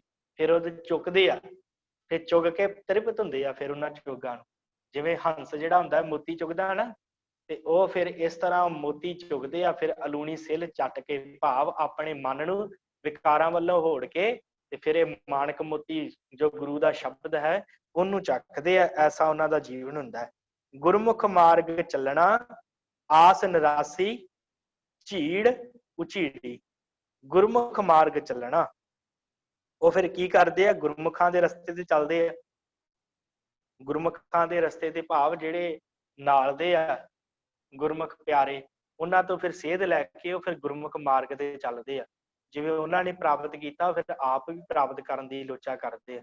ਫਿਰ ਉਹ ਵੀ ਸਿਮਰਨ ਕਰਦੇ ਆ, ਬਾਣੀ ਪੜ੍ਹਦੇ ਆ, ਆਪਣਾ ਜੀਵਨ ਵਿਕਾਰਾਂ ਵੱਲੋਂ ਹੋੜਦੇ ਆ। ਗੁਰਮੁਖ ਮਾਰਗ ਚੱਲਣਾ ਤੇ ਤਦ ਉਹਨਾਂ ਸੂਖਮ ਤੇ ਸੂਖਮ ਆਸ਼ਾ ਤੋਂ ਨਿਰਾਸੀ ਬੁੱਧ ਹੋ ਜਾਵੇ। ਭਾਵ ਉਹਨਾਂ ਦਾ ਜਿਹੜਾ ਹੈ ਨਾ ਰੰਚਕ ਮਾਤਰ ਵੀ ਉਹਨਾਂ ਦੇ ਅੰਦਰ ਜਿਹੜੀ ਹੈ ਕੋਈ ਵਿਕਾਰ ਵਰਗੀ ਚੀਜ਼ ਨਹੀਂ ਆਉਂਦੀ। ਗੁਰਮੁਖ ਮਾਰਗ ਚੱਲਣਾ ਆਸ ਨਿਰਾਸੀ, ਆਸ ਦੇ ਵਿੱਚ ਨਿਰਾਸ਼ ਹੋ ਜਾਂਦੇ ਆ। ਭਾਵ ਆਸਾਂ ਨਿਰਾਸੀ, ਆਪਣੇ ਆਪ ਨੂੰ ਆਸਾਂ ਦੇ ਵਿੱਚ ਨਿਰਾਸ਼ ਕਰ ਰੱਖਦੇ ਆ। ਭਾਵ ਸਾਰਾ ਕੁਝ ਪ੍ਰਾਪਤ ਹੁੰਦਿਆਂ ਵੀ ਉਹ ਆਪਣੇ ਆਪ ਨੂੰ ਉਹਨਾਂ ਤੋਂ ਵੱਖ ਮੰਨਦੇ ਆ। ਸੰਸਾਰ ਦੀਆਂ ਚੀਜ਼ਾਂ ਦੇ ਨਾਲ ਉਹਨਾਂ ਦਾ ਕੋਈ ਹੇਤ ਨਹੀਂ। ਉਹ ਕਹਿੰਦੇ ਗੁਰੂ ਦਾ ਦਿੱਤਾ ਆਸ ਨਿਰਾਸੀ, ਉਹਦੇ ਵਿੱਚ ਉਹ ਤ੍ਰਿਪਤ ਰਹਿੰਦੇ ਆ, ਨਿਰਾਸ਼ ਰਹਿੰਦੇ ਆ। ਆਸ ਨਿਰਾਸੀ ਝੀੜ ਉਚੀੜੀ, ਉਹ ਫਿਰ ਸੂਖਮ ਤੇ ਸੂਖਮ ਜਿਹੜਾ ਹੈ ਨਾ ਵਿਕਾਰ, ਉਹ ਵੀ ਉਹਨਾਂ ਨੂੰ ਨਹੀਂ ਪਾਉਂਦਾ। ਝੀੜ ਝੂੜੀ ਦਾ ਅਰਥ ਹੈ ਕਿ ਸੂਖਮ ਤੋਂ ਸੂਖਮ, ਨਿੱਕਾ ਤੋਂ ਨਿੱਕਾ ਜਿਹੜਾ ਹੈ ਨਾ ਵਿਕਾਰ, ਉਹ ਵੀ ਨਹੀਂ ਉਹਨਾਂ ਨੂੰ ਪਾਉਂਦਾ। ਨਿੱਕੇ ਤੋਂ ਨਿੱਕੀ ਆਸ ਵੀ ਉਹਨਾਂ ਨੂੰ ਨਹੀਂ ਪਾਉਂਦੀ। ਐਸੇ ਉਹ ਗੁਰਮੁਖ ਜਿਹੜੇ ਆ ਉਹ ਗੁਰੂ ਦੇ ਰਸਤੇ ਤੇ ਚੱਲਦੇ ਆ। ਗੁਰਮੁਖ ਮਾਰਗ ਚੱਲਣਾ ਆਸਾਂ ਦੇ ਵਿੱਚ ਨਿਰਾਸ਼ ਹੋ ਜਾਂਦੇ ਆ ਤੇ ਝੀੜ ਝੂੜੀ ਉਹ ਫਿਰ ਕਿਸੇ ਤਰ੍ਹਾਂ ਦੀ ਕੋਈ ਮਨ ਚ ਆਸ, ਕਿਸੇ ਤਰ੍ਹਾਂ ਦੀ ਕੋਈ ਵਿਚਾਰ ਲੈ ਕੇ ਨਹੀਂ ਆਉਂਦੇ। ਭਾਵ ਮਨ ਦੇ ਪਿੱਛੇ ਨਹੀਂ ਲੱਗਦੇ। ਸਹਿਜ ਸਰੋਵਰ ਸੱਚਖੰਡ, ਸਾਧ ਸੰਗਤ ਸੱਚ ਤਖਤ ਹਰੀੜੀ। ਹੁਣ ਫੇਰ ਗੱਲ ਸਾਧ ਸੰਗਤ ਦੀ ਆ ਗਈ। ਸਹਿਜ ਸਰੋਵਰ ਹੈ ਸੱਚਖੰਡ। ਕੀ ਹੈ ਸੱਚਖੰਡ? ਸਾਧ ਸੰਗਤ। ਸਾਧ ਸੰਗਤ ਰੂਪੀ ਸੱਚਖੰਡ ਦੇ ਵਿੱਚ ਬੈਠਦੇ ਹੋ। ਇਹ ਸਹਿਜ ਦਾ ਸਰੋਵਰ ਹੈ। ਇੱਥੋਂ ਹੀ ਸਹਿਜ ਪ੍ਰਾਪਤ ਹੁੰਦਾ ਹੈ, ਇੱਥੋਂ ਹੀ ਸਿੱਖਿਆ ਪ੍ਰਾਪਤ ਹੁੰਦੀ ਹੈ। ਇੱਥੇ ਬੈਠ ਕੇ ਸਤ ਸੰਗਤ ਦੇ ਵਿੱਚ ਬੈਠ ਕੇ ਹੀ ਪਤਾ ਲੱਗਦਾ ਹੈ ਕਿ ਗੁਰੂ ਕੀ ਕਹਿੰਦਾ ਤੇ ਮੇਰਾ ਜੀਵਨ ਕਿਸ ਤਰ੍ਹਾਂ ਦਾ। ਉਹ ਫਿਰ ਸਮਝ ਲੈਂਦੇ ਆ ਕਿ ਹਰੀ ਦਾ ਤਖਤ ਲੱਗਾ ਹੋਇਆ, ਸੱਚ ਤਖਤ ਹਰੀੜੀ। ਕਿ ਇਹ ਜਿਹੜਾ ਸੱਚਖੰਡ ਹੈ ਨਾ, ਸਾਧ ਸੰਗਤ, ਇਹ ਇੰਜ ਜਾਣਦਾ ਜਿਵੇਂ ਤੇ ਪਰਮਾਤਮਾ ਦਾ ਤਖਤ ਲੱਗਾ ਹੋਵੇ ਤੇ ਉਸ ਤਖਤ ਤੋਂ ਉਹ ਆਪਣੇ ਗੁਰੂ ਦੇ ਕੋਲੋਂ ਜਿਹੜਾ ਹੈ ਵਿਚਾਰ ਪ੍ਰਾਪਤ ਕਰੇ। ਸਹਿਜ ਸਰੋਵਰ, ਫਿਰ ਉਹਦਾ ਜੀਵਨ ਸਹਿਜ ਹੋ ਜਾਂਦਾ ਹੈ।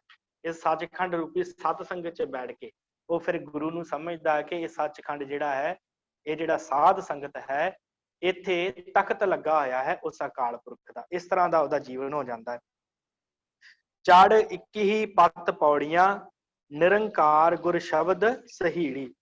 ਚੜ 21 ਪੱਤ ਪੌੜੀਆਂ, 20 ਵਿਸਵੇ ਹੁੰਦਾ ਲੋਕ ਸੰਸਾਰ, 20 ਵਿਸਵੇ। 21ਵਾਂ ਵਿਸਵਾ ਕੀ ਹੈ? ਨਿਰੰਕਾਰ ਅਕਾਲ ਪੁਰਖ ਪਰਮਾਤਮਾ। ਉਹ ਫਿਰ ਸੰਸਾਰ ਦੀ ਕਾਰ ਘਰ ਛੱਡ ਕੇ 21 ਪੱਤ ਪੌੜੀਆਂ, ਪੱਤ ਦੀ 21ਵੀਂ ਪੌੜੀ ਜਿਹੜੀ ਹੈ ਨਾ ਪਰਮਾਤਮਾ ਦੇ ਨਾਮ ਦੀ, ਨਿਰੰਕਾਰ ਦੀ, ਉਸ ਪੌੜੀ ਤੇ ਚੜ੍ਹਦੇ ਆ। ਸ਼ਬਦ ਸਹੀੜੀ, ਫਿਰ ਸ਼ਬਦ ਨੂੰ ਸਹਾਰਦੇ ਆ ਮਨ ਦੇ ਉੱਤੇ, ਵਾਰ-ਵਾਰ ਟਕੋਰਾ ਮਾਰਦੇ ਮਨ ਨੂੰ। ਜਦੋਂ ਮਨ ਵਿਕਾਰਾਂ ਵੱਲ ਜਾਣ ਲੱਗਦਾ ਫਿਰ ਉਹਨੂੰ ਹੋੜਦੇ ਆ। ਗੁਰ ਸ਼ਬਦ ਸਹੀੜੀ, ਸਹਾਰਦੇ ਸ਼ਬਦ ਨੂੰ ਆਪਣੇ ਮਨ ਦੇ ਉੱਤੇ। ਚਾਹੇ ਤਾਂ ਪ੍ਰੇਮ ਕੇ ਚਾਬਕ ਮਾਰੂ, ਵਾਰ-ਵਾਰ ਮਨ ਨੂੰ ਕਹਿੰਦੇ ਮਨਾ ਕਿਹੜੇ ਪਾਸੇ ਜਾ ਰਹੇ ਆ, ਸਮਝ ਕਰ, ਪਰਮਾਤਮਾ ਦਾ ਸ਼ਬਦ ਕਮਾ, ਤੂੰ ਕਿਹੜੇ ਪਾਸੇ ਨੂੰ, ਕਿਹੜੇ ਵਿਕਾਰਾਂ ਵਿੱਚ ਜਾ ਰਹੇ ਆ। ਇਸ ਤਰ੍ਹਾਂ ਉਹ ਗੁਰੂ ਦੇ ਸ਼ਬਦ ਨੂੰ ਮਨ ਤੇ ਸਹਿੰਦੇ ਆ। ਸੰਸਾਰ ਵੱਲੋਂ ਉਹਨਾਂ ਦਾ ਆਪਣੇ ਆਪ ਨੂੰ ਵੱਖ ਕਰਕੇ ਤੇ ਗੁਰੂ ਦਾ ਸ਼ਬਦ ਉਹ ਕਮਾਉਣ ਵੱਲ ਲੱਗ ਜਾਂਦੇ ਆ। ਗੂੰਗੇ ਦੀ ਮਠਿਆਈ ਹੈ ਅਕਥ ਕਥਾ ਵਿਸਮਾਦ ਬਚੀੜੀ। ਫਿਰ ਉਹਨਾਂ ਨੂੰ ਪ੍ਰਾਪਤੀ ਕੀ ਹੁੰਦੀ ਹੈ?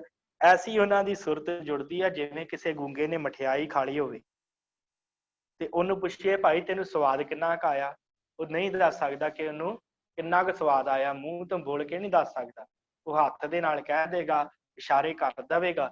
ਇਸੇ ਤਰ੍ਹਾਂ ਜਿਹੜੇ ਗੁਰਮੁਖ ਹੁੰਦੇ ਆ, ਉਹਨਾਂ ਨੂੰ ਜੇ ਪੁੱਛੀਏ ਨਾ ਤੁਹਾਨੂੰ ਕਿੰਨਾ ਕੁ ਆਨੰਦ ਆਉਂਦਾ ਹੈ ਨਾਮ ਜਪਣ ਦੇ ਵਿੱਚ, ਉਹ ਕਹਿੰਦੇ ਇਹ ਆਨੰਦ ਕਿਹਾ ਨਹੀਂ ਜਾ ਸਕਦਾ। ਗੁਰਮੁਖਾ ਤੂੰ ਵੀ ਬਾਣੀ ਪੜ੍ਹ, ਤੂੰ ਵੀ ਇਸ ਆਨੰਦ ਨੂੰ ਮਾਣ, ਤੈਨੂੰ ਫਿਰ ਪਤਾ ਲੱਗੂ। ਉਹ ਦੱਸਦੇ ਨਹੀਂ ਹੁੰਦੇ ਕਿਸ ਤਰ੍ਹਾਂ ਦਾ ਆਨੰਦ ਹੈ। ਉਹ ਦੱਸਣਗੇ ਭਾਈ ਤੂੰ ਵੀ ਪੜ੍ਹ, ਤੈਨੂੰ ਵੀ ਆਨੰਦ ਜਦੋਂ ਮਿਲ ਗਿਆ ਤੂੰ ਵੀ ਕਹਿਣਾ ਕਿ ਆਨੰਦ ਵੱਖਰਾ ਹੀ ਹੈ ਤੇ ਮੈਨੂੰ ਵੀ ਨਹੀਂ ਪਤਾ ਲੱਗ ਰਿਹਾ ਕਿੰਨਾ ਕੁ ਆਨੰਦ। ਗੂੰਗੇ ਦੀ ਮਠਿਆਈ ਹੈ ਅਕਥ ਕਥਾ ਵਿਸਮਾਦ ਵਿਛੀੜੀ। ਉਹ ਜਿਹੜਾ ਅਕਥ ਹੈ ਨਾ, ਨਿਰੰਕਾਰ ਅਕਾਲ ਪੁਰਖ, ਉਹਦੀ ਕਥਾ ਵਿਚਾਰਦੇ ਆ। ਭਾਵ ਅਕਥ ਕਥਾ ਵਿਸਮਾਦ ਵਿਛੀੜੀ, ਜਦੋਂ ਵਿਸਮਾਦ ਵਿੱਚ ਹੋ ਜਾਂਦੇ ਆ ਨਾ, ਉਹ ਫਿਰ ਉਸ ਦੀ ਕਥਾ ਨੂੰ ਵਿਚਾਰਦੇ ਆ, ਵਿਸਮਾਦੀ ਗੁਣ ਧਾਰਨ ਕਰਦੇ ਆ। ਐਸਾ ਉਹਨਾਂ ਦਾ ਜੀਵਨ ਹੋ ਜਾਂਦਾ ਜਿਹੜੇ ਇਸ ਅਲੂਣੀ ਸਿੱਟ ਨੂੰ ਚੱਟਦੇ ਆ, ਜਿਹੜੇ ਇਸ ਰਸਤੇ ਦੇ ਉੱਤੇ ਚੱਲਦੇ ਆ। ਗੁਰਮੁਖ ਸੁਖ ਫਲ ਸਹਿਜ ਅਲੀੜੀ, ਜਿਹੜੇ ਗੁਰਮੁਖ ਹੁੰਦੇ ਆ ਉਹ ਸੁੱਖ ਫਲਾਂ ਦੀ ਪ੍ਰਾਪਤੀ ਕਰ ਲੈਂਦੇ, ਉਹਨਾਂ ਦਾ ਜੀਵਨ ਸਹਿਜ ਚ ਆ ਜਾਂਦੇ ਆ। ਆ ਜਾਂਦਾ ਹੈ। ਤੇ ਅਲੀੜੀ ਦਾ ਅਰਥ ਹੁੰਦਾ ਹੈ ਉਹ ਸਵਾਦ ਲੈਂਦੇ ਫਿਰ ਉਸ ਗੱਲ ਦਾ, ਫਿਰ ਗੁਰੂ ਦੇ ਸ਼ਬਦ ਦਾ ਸਵਾਦ ਲੈਂਦੇ ਆ, ਫਿਰ ਉਹ ਸਵਾਦ ਮਾਣਦੇ ਆ। ਫਿਰ ਉਹਨਾਂ ਨੂੰ ਭਾਵੇਂ ਕੋਈ ਚਰਖੜੀਆਂ ਤੇ ਚੜਾਈ ਜਾਵੇ, ਤੇ ਭਾਵੇਂ ਉਹਨਾਂ ਦੇ ਸਰੀਰ ਦੇ 2 ਟੋਟੇ ਕਰਕੇ ਚੀਰ ਦੇਵੇ, ਤੇ ਭਾਵੇਂ ਉਹਨਾਂ ਨੂੰ ਦੇਗ 'ਚ ਉਬਾਲੀ ਜਾਵੇ, ਉਹਨਾਂ ਦਾ ਫਿਰ ਸੁੱਖ ਫਲ ਜਿਹੜਾ ਹੈ ਉਹ ਖਤਮ ਨਹੀਂ ਹੁੰਦਾ। ਉਹ ਫਿਰ ਗੁਰਸਿੱਖੀ ਨੂੰ ਪ੍ਰਾਪਤ ਹੋ ਜਾਂਦੇ ਆ, ਕਿਉਂਕਿ ਉਹਨਾਂ ਦੀ ਸ਼ਬਦ ਦੇ ਵਿੱਚ ਉਹਨਾਂ ਦੀ ਸੁਰਤ ਜੁੜ ਜਾਂਦੀ ਹੈ। ਐਸਾ ਉਹਨਾਂ ਦਾ ਜੀਵਨ ਹੋ ਜਾਂਦਾ ਹੈ। ਸੋ ਗੁਰਮੁਖ ਸੁੱਖ ਫਲ ਸਹਿਜ ਅਲੀੜੀ, ਫਿਰ ਆਪਣਾ ਜੀਵਨ ਜਿਹੜਾ ਹੈ ਸਹਿਜ ਦੇ ਸਵਾਦ ਦੇ ਵਿੱਚ ਮਨੁੱਖ ਗੁਜ਼ਾਰਦੇ ਆ, ਉਹ ਗੁਰਮੁਖ ਜਨ ਵਿਚਾਰਦੇ ਆ। ਸੋ ਆਪਾਂ ਜਿਹੜਾ ਹੈ ਭਾਈ ਮਨੀ ਸਿੰਘ ਜੀ ਨੇ ਇਹਦਾ ਕੀ ਵਿਚਾਰ ਦਿੱਤਾ, ਉਹ ਆਪਾਂ ਵਿਚਾਰ ਕੇ ਫਿਰ ਸਮਾਪਤੀ ਕਰਦੇ ਹਾਂ ਜੀ। ਵਾਹਿਗੁਰੂ। ਹਾਂਜੀ, ਭਾਈ ਮਨੀ ਸਿੰਘ ਜੀ ਇਸ ਪੂਰੀ ਪੌੜੀ ਦੇ ਬਾਰੇ ਕੀ ਕਹਿੰਦੇ ਆ? ਗੁਰੂ ਕੀ ਸਿੱਖੀ ਬਹੁਤ ਸੂਖਮ ਹੈ। ਸੂਖਮ ਦਾ ਭਾਵ ਬੜੀ ਬਰੀਕ ਹੈ। जैसे खंडे की धार उपर लंघना है, तैसे काम क्रोध दा त्यागना है। जिवें खंडे की धार तो लंघना होवे, इस तरह ही अपने मन चों जिहड़ा है काम क्रोध लोभ मोह हंकार नूं त्यागना पैंदा है। बहुतियां जन्मां दा जो व्यसन पिया है, संतां दी किरपा करके त्यागे जांदे हन। भाव जिहड़े कई जन्मां दे असीं भटके होए आ, ते जिहड़ा संगत करदा है, जिहड़ा गुरु दे द्वारे ते आउंदा है, ਉਹਦੇ ਬਹੁਤਿਆਂ ਜਨਮਾਂ ਦਾ ਜਿਹੜਾ ਗੇੜ ਹੈ ਮੁੱਕ ਜਾਂਦਾ ਹੈ। ਜੇ ਤਾਂ ਆਪਣੇ ਵਿੱਚ ਅਭਿਮਾਨ ਹੋਵੇ ਤਾਂ ਗੁਰਸਿੱਖੀ ਦੇ ਮਾਰਗ ਤੇ ਨਹੀਂ ਤੁਰ ਸਕਦਾ। ਇਹ ਗੁਰੂ ਦੀ ਕਿਰਪਾ ਨਾਲ ਤੁਰਿਆ ਜਾ ਸਕਦਾ, ਮਨ ਚ ਅਭਿਮਾਨ ਲੈ ਕੇ ਨਹੀਂ ਤੁਰਿਆ ਜਾ ਸਕਦਾ। ਮੈਂ ਬੜੀ ਬਾਣੀ ਪੜ੍ਹਦਾ, ਮੈਂ ਬੜਾ ਸਿੱਖੀ ਕਮਾਉਣਾ, ਇਸ ਤਰ੍ਹਾਂ ਨਹੀਂ ਤੁਰਿਆ ਜਾ ਸਕਦਾ। ਜੇ ਮਨ ਵਿੱਚ ਅਭਿਮਾਨ ਹੋਵੇਗਾ ਨਾ ਇਹਨਾਂ ਗੱਲਾਂ ਦਾ, ਫਿਰ ਨਹੀਂ ਸਿੱਖੀ ਦੇ ਮਾਰਗ ਤੇ ਤੁਰਿਆ ਜਾ ਸਕਦਾ। ਕਿਉਂਕਿ ਕੀ ਹੁੰਦਾ ਹੈ ਕਿ ਜੇ ਅਸੀਂ ਬਾਣੀ ਪੜ੍ਹਦੇ ਹਾਂ ਤੇ ਦੂਸਰਾ ਨਹੀਂ ਪੜ੍ਹਦਾ, ਮਨ ਚ ਹੰਕਾਰ ਆਉਂਦਾ, ਮੈਂ ਬੜੀ ਬਾਣੀ ਪੜ੍ਹਦਾ, ਉਹ ਤੇ ਪੜ੍ਹਦੇ ਕੱਖ ਨਹੀਂ। ਉਹ ਫਿਰ ਇਸ ਤਰ੍ਹਾਂ ਹੀ ਆਪਣਾ ਜੀਵਨ ਵਿਅਰਥ ਗਵਾਉਂਦੇ ਅਭਿਮਾਨ ਦੇ ਵਿੱਚ। ਅਭਿਮਾਨੀ ਨਹੀਂ ਹੁੰਦਾ ਸਿੱਖ, ਸਿੱਖੀ ਦੇ ਮਾਰਗ ਤੇ ਉਹ ਨਹੀਂ ਤੁਰ ਸਕਦਾ ਜਿਹੜਾ ਅਭਿਮਾਨ ਕਰਦਾ ਹੈ। ਜਿਵੇਂ ਕੋਹਲੂ ਵਿੱਚੋਂ ਤਿਲ ਪੀੜ ਕੱਢੀਦਾ ਹੈ, ਤਿਵੇਂ ਸਰੀਰ ਵਿੱਚੋਂ ਰਸ ਪੀੜ ਕੱਢਦੇ ਹਨ। ਜਿਵੇਂ ਕੋਹਲੇ ਦੇ ਉੱਤੇ ਤਿਲਾਂ ਨੂੰ ਪੀੜੀਦਾ ਹੈ, ਉਵੇਂ ਜਿਹੜੇ ਗੁਰਮੁਖ ਹੁੰਦੇ ਆ ਉਹ ਆਪਣੇ ਸਰੀਰ ਦੇ ਰਸਾਂ ਤੋਂ ਮੁਕਤ ਹੁੰਦੇ ਆ। ਆਪਣੇ ਸਰੀਰ ਦੇ ਰਸ ਜਿਹੜੇ ਆ ਉਹਨਾਂ ਨੂੰ ਪੀੜਦੇ ਹਨ, ਉਹਨਾਂ ਨੂੰ ਬਾਹਰ ਕੱਢ ਦਿੰਦੇ ਆ, ਰਸਾਂ ਕਸਾਂ ਨੂੰ ਸਾਰੇ ਤਰ੍ਹਾਂ ਦੇ ਰਸ ਛੱਡ ਦਿੰਦੇ ਆ। ਜੈਸੇ ਹੰਸ ਦੀ ਚੁੰਝ ਖੱਟੀ ਹੁੰਦੀ ਹੈ ਤੇ ਦੁੱਧ ਦੀਆਂ ਫੁੱਟੀਆਂ ਖਾਏ ਲੈਂਦਾ ਹੈ ਤੇ ਪਾਣੀ ਛੋੜ ਦਿੰਦਾ ਹੈ। ਹੰਸ ਦੀ ਚੁੰਝ ਜਦੋਂ ਪਾਣੀ ਦੁੱਧ 'ਚ ਪਾਉਂਦਾ ਤੇ ਦੁੱਧ ਵੱਖਰਾ ਹੁੰਦਾ, ਪਾਣੀ ਵੱਖਰਾ ਹੁੰਦਾ। ਕਹਿੰਦੇ ਉਹਦੀ ਚੁੰਝ ਨੂੰ ਖੱਟਾ ਲੱਗਾ ਹੁੰਦਾ ਹੈ ਤੇ ਫੁੱਟੀਆਂ ਖਾ ਕੇ ਜਿਹੜੀਆਂ ਦੁੱਧ ਦੀਆਂ ਉੱਡ ਜਾਂਦਾ ਹੈ। ਤੈਸੇ ਗੁਰੂ ਕੇ ਸਿੱਖਾਂ ਦੇ ਮਨ ਵਿੱਚ ਜੇ ਸੱਤ ਤੇ ਅਸੱਤ ਦਾ ਵਿਚਾਰ ਹੁੰਦਾ ਹੈ ਤਾਂ ਦੇਹ ਨੂੰ ਅਨਿਤ ਜਾਣ ਕੇ ਇਸ ਦਾ ਰਸ ਛੋੜ ਦਿੰਦੇ ਹਨ। ਜਿਹੜੇ ਗੁਰਸਿੱਖ ਹੁੰਦੇ ਆ ਉਹ ਵੀ ਹੰਸ ਦੀ ਤਰ੍ਹਾਂ ਆਪਣੀ ਜਿਹੜੀ ਦੇਹ ਹੈ ਉਹਦਾ ਰਸ ਛੋੜ ਦਿੰਦੇ ਆ। ਉਹ ਜਾਣ ਦਿੰਦੇ ਕਿ ਇਹ ਦੇਹ ਨੇ ਚਲੀ ਜਾਣਾ ਹੈ, ਇਹ ਦੇਹ ਸਦੀਵੀ ਨਹੀਂ ਆ। ਇਸ ਕਰਕੇ ਉਹ ਸੱਤ ਤੇ ਅਸੱਤ ਦੀ ਵਿਚਾਰ ਕਰ ਲੈਂਦੇ ਕਿ ਸੱਚਾ ਵਾਹਿਗੁਰੂ ਹੈ ਤੇ ਦੇਹ ਜਿਹੜੀ ਹੈ ਇਹ ਸੱਚੀ ਨਹੀਂ ਹੈ। ਇਸ ਕਰਕੇ ਉਹ ਰਸਾਂ ਕਸਾਂ ਨੂੰ ਛੱਡ ਦਿੰਦੇ ਹਨ ਤੇ ਪਰਮਾਤਮ ਗਿਆਨ ਦੇ ਸਰੂਪ ਨੂੰ ਸੱਤ ਜਾਣ ਕੇ ਦ੍ਰਿੜ ਕਰਦੇ ਹਨ। ਪਰਮਾਤਮਾ ਦਾ ਜਿਹੜਾ ਸ਼ਬਦ ਹੈ ਨਾ, ਪਰਮਾਤਮਾ ਨੂੰ ਸੱਤ ਜਾਣ ਕੇ ਕਿ ਉਹ ਅਕਾਲ ਪੁਰਖ ਸਦੀਵੀ ਹੈ, ਉਹਨੂੰ ਸੱਚਾ ਜਾਣਦੇ ਹਨ, ਉਹਨੂੰ ਸੱਚਾ ਕਰਦੇ ਹਨ ਤੇ ਨਿਫਲ ਹੋ ਕੇ ਨੇਕਾਮ ਹੋ ਕੇ ਤੇ ਆਪਣਾ ਮਾਣ ਵਡਿਆਈ ਛੱਡ ਕੇ ਸ਼ਬਦ ਪੜ੍ਹਦੇ ਹਨ। ਉਹ ਨੇਕਾਮੀ ਹੋ ਜਾਂਦੇ ਆ, ਉਹ ਗੁਰੂ ਦੇ ਉੱਤੇ ਸਾਰਾ ਕੁਝ ਛੱਡ ਦਿੰਦੇ ਆ ਤੇ ਆਪਣੇ ਮਾਣ ਵਡਿਆਈ ਵੀ ਛੱਡ ਦਿੰਦੇ ਆ ਤੇ ਸ਼ਬਦ ਪੜ੍ਹਦੇ ਆ, ਉਹ ਸ਼ਬਦ ਸੁਰ 'ਚ ਜੋੜਦੇ ਆ। ਇਹ ਅਲੂਣੀ ਸਿਲਾ ਚੱਟਦੇ ਹਨ। ਇਸ ਤਰ੍ਹਾਂ ਦੀ ਉਹ ਸਿੱਖ ਜਿਹੜੇ ਆ ਅਲੂਣੀ ਸਿਲ ਚੱਟਦੇ ਆ। ਆਪਣੇ ਮਨ 'ਚ ਵਿਕਾਰਾਂ ਨੂੰ ਖਤਮ ਕਰਨਾ, ਬਾਣੀ ਪੜ੍ਹਨੀ, ਸਿਮਰਨ ਕਰਨਾ, ਆਪਣੀ ਵਡਿਆਈ ਵੀ ਛੱਡ ਦੇਣੀ। ਹਰ ਕੋਈ ਇਹ ਕਹਿੰਦਾ ਨਾ ਕਿ ਮੇਰੀ ਹਰ ਥਾਂ ਚੱਲਦੀ ਹੋਵੇ, ਪਰ ਇੱਥੇ ਦੇਖੋ ਭਾਈ ਸਾਹਿਬ ਕਹਿ ਰਿਹਾ ਕਿ ਵਡਿਆਈ ਛੱਡ ਦਿੰਦੇ, ਮਾਣ ਵਡਿਆਈ। ਨਾ ਉਹਨਾਂ ਨੂੰ ਮਾਣ ਦੀ ਕੋਈ ਗੱਲ ਆਉਂਦੀ ਹੈ ਕਿ ਕੋਈ ਸਾਡਾ ਮਾਣ ਸਤਿਕਾਰ ਕਰੇ ਕਿ ਬੜਾ ਵੱਡਾ ਗੁਰਮੁਖ ਹੈ, ਤੇ ਨਾ ਹੀ ਉਹਨਾਂ ਨੂੰ ਕਿਸੇ ਤਰ੍ਹਾਂ ਦਾ ਕੋਈ ਅਪਮਾਨ ਹੀ ਆਉਂਦਾ। ਇਸ ਤਰ੍ਹਾਂ ਦਾ ਉਸ ਮਨੁੱਖ ਦਾ ਜੀਵਨ ਹੋਣਾ ਚਾਹੀਦਾ। ਮਾਣ ਵਡਿਆਈ ਛੱਡ ਕੇ ਸ਼ਬਦ ਵੱਲ ਜੁੜੇ, ਸ਼ਬਦ ਪੜ੍ਹਦੇ ਹਨ। ਇਹ ਅਲੂਣੀ ਸਿਲਾ ਚੱਟਦੇ ਹਨ। ਨਾਮਦਾਨ ਇਸ਼ਨਾਨ ਵੈਰਾਗ ਇਹੋ ਮੋਤੀ ਸ਼ਬਦ ਰੂਪੀ ਸਮੁੰਦਰ ਵਿੱਚੋਂ ਚੁੱਕਦੇ ਹਨ। ਸ਼ਬਦ ਰੂਪੀ ਸਮੁੰਦਰ ਵਿੱਚੋਂ ਨਾਮਦਾਨ ਇਸ਼ਨਾਨ ਦ੍ਰਿੜ ਕਰਦੇ ਆ, ਬਾਣੀ ਪੜ੍ਹਦੇ ਆ, ਇਸ਼ਨਾਨ ਕਰਦੇ ਆ, ਦੂਸਰਿਆਂ ਨੂੰ ਦਾਨ ਦਿੰਦੇ ਆ। ਨਾਮਦਾਨ ਇਸ਼ਨਾਨ ਵੈਰਾਗ ਦੀ ਮੂਰਤ ਹੁੰਦੇ ਆ, ਵੈਰਾਗ ਧਾਰਨ ਕਰਦੇ ਆ, ਗੁਰੂ ਵੱਲੋਂ ਵਿਛੜੇ ਹੋਏ ਆ, ਇਹ ਗੱਲ ਨੂੰ ਵਾਰ-ਵਾਰ ਦ੍ਰਿੜ ਕਰਦੇ ਆ ਤੇ ਸ਼ਬਦ ਸਰੂਪੀ ਸਮੁੰਦਰ ਚੋਂ ਇਹ ਗੁਣ ਚੁੱਕਦੇ ਆ ਤੇ ਜਗਤ ਨੂੰ ਅਨਿਤ ਜਾਣ ਕੇ ਸਭ ਆਸ ਛੱਡ ਕੇ ਇੱਕ ਵਾਹਿਗੁਰੂ ਦੀ ਆਸ ਰੱਖਦੇ ਹਨ। ਉਹਨਾਂ ਨੂੰ ਪਤਾ ਹੈ ਕਿ ਜਗਤ ਸਦੀਵੀ ਨਹੀਂ ਹੈ, ਅਨਿਤ ਹੈ, ਅੱਜ ਕੋਈ ਹੈ ਕੱਲ ਨੂੰ ਨਹੀਂ ਹੋਵੇਗਾ। ਅਨਿਤ ਤੋਂ ਭਾਵ ਜਿਹੜਾ ਹੈ ਨਿਤ ਨਹੀਂ ਹੈ, ਪੱਕਾ ਨਹੀਂ ਹੈ। ਇਸ ਕਰਕੇ ਜਗਤ ਦੀ ਆਸ ਛੱਡ ਕੇ ਉਹ ਵਾਹਿਗੁਰੂ ਦੀ ਆਸ ਕਰਦੇ ਹਨ। ਸਾਧ ਸੰਗਤ ਨੂੰ ਸੱਚਖੰਡ ਜਾਣ ਕੇ, ਸਾਧ ਸੰਗਤ ਨੂੰ ਸੱਚਖੰਡ ਜਾਣਦੇ ਆ, ਸਾਧ ਸੰਗਤ ਨੂੰ ਸੱਚਖੰਡ ਜਾਣ ਕੇ ਤੇ ਸ਼ਬਦ ਨੂੰ ਨਿਰੰਕਾਰ ਦਾ ਰੂਪ ਜਾਣ ਕੇ, ਜੋ ਸ਼ਬਦ ਹੈ ਉਹਨੂੰ ਨਿਰੰਕਾਰ ਦਾ ਰੂਪ ਜਾਣਦੇ ਆ। ਗੁਰੂ ਕੇ ਤਖਤ ਵਿੱਚ ਨੇਮ ਨਾਲ ਸਦਾ ਜਾਂਦੇ ਹਨ, ਭਾਵ ਜਿੱਥੇ ਗੁਰੂ ਸਾਹਿਬ ਦਾ ਪ੍ਰਕਾਸ਼ ਹੁੰਦਾ ਉਸ ਜਗ੍ਹਾ ਦੇ ਉੱਤੇ ਉਹ ਨਿਤਾ ਪ੍ਰਤੀ ਜਾਂਦੇ ਆ। ਉਹਨਾਂ ਨੂੰ ਪਤਾ ਲੱਗ ਜਾਂਦਾ ਕਿ ਸਾਧ ਸੰਗਤ ਹੀ ਸੱਚਖੰਡ ਹੈ ਤੇ ਇੱਥੇ ਹੀ ਗੁਰੂ ਦੀ ਪ੍ਰਾਪਤੀ, ਇੱਥੇ ਹੀ ਨਿਰੰਕਾਰ ਦੀ ਪ੍ਰਾਪਤੀ ਹੈ। ਉਹ ਹਰ ਰੋਜ਼ ਨਿਤਾ ਪ੍ਰਤੀ ਨੇਮ ਦੇ ਨਾਲ ਸਦਾ ਜਾਂਦੇ ਹਨ। 20 ਵਿਸਵੇ ਜਗਤ ਹੈ ਤੇ 21ਵੀਂ ਪੱਤ ਦੀ ਪੌੜੀ ਸ਼ਬਦ ਨੂੰ ਸਮਝ ਕੇ 20 ਵਿਸਵੇ ਜਗਤ ਨੂੰ ਸਮਝਦੇ ਆ ਤੇ 21ਵਾਂ ਵਿਸਵਾ ਜਿਹੜਾ ਹੈ ਉਹ ਗੁਰੂ ਦੇ ਸ਼ਬਦ ਨੂੰ ਸਮਝਦੇ ਆ, ਉਹਨੂੰ ਪੱਤ ਦੀ ਪੌੜੀ ਸਮਝਦੇ ਆ। ਇਹਦੇ ਉੱਤੇ ਉਹ ਸਿੱਖ ਜਿਹੜੇ ਚੜ੍ਹਦੇ ਆ, ਭਾਵ ਵਾਹਿਗੁਰੂ ਨੂੰ ਹਿਰਦੇ 'ਚ ਧਾਰ ਕੇ ਅਕਾਲ ਪੁਰਖ ਨਾਲ ਇੱਕ ਰੂਪ ਹੁੰਦੇ ਹਨ। ਵਾਹਿਗੁਰੂ ਦਾ ਨਾਮ ਜਪਦੇ ਆ, ਸਿਮਰਨ ਕਰਦੇ ਆ, ਹਿਰਦੇ 'ਚ ਧਾਰਨ ਕਰਦੇ ਆ ਤੇ ਅਕਾਲ ਪੁਰਖ ਨਾਲ ਇੱਕ ਮਿੱਕ ਹੁੰਦੇ ਹਨ।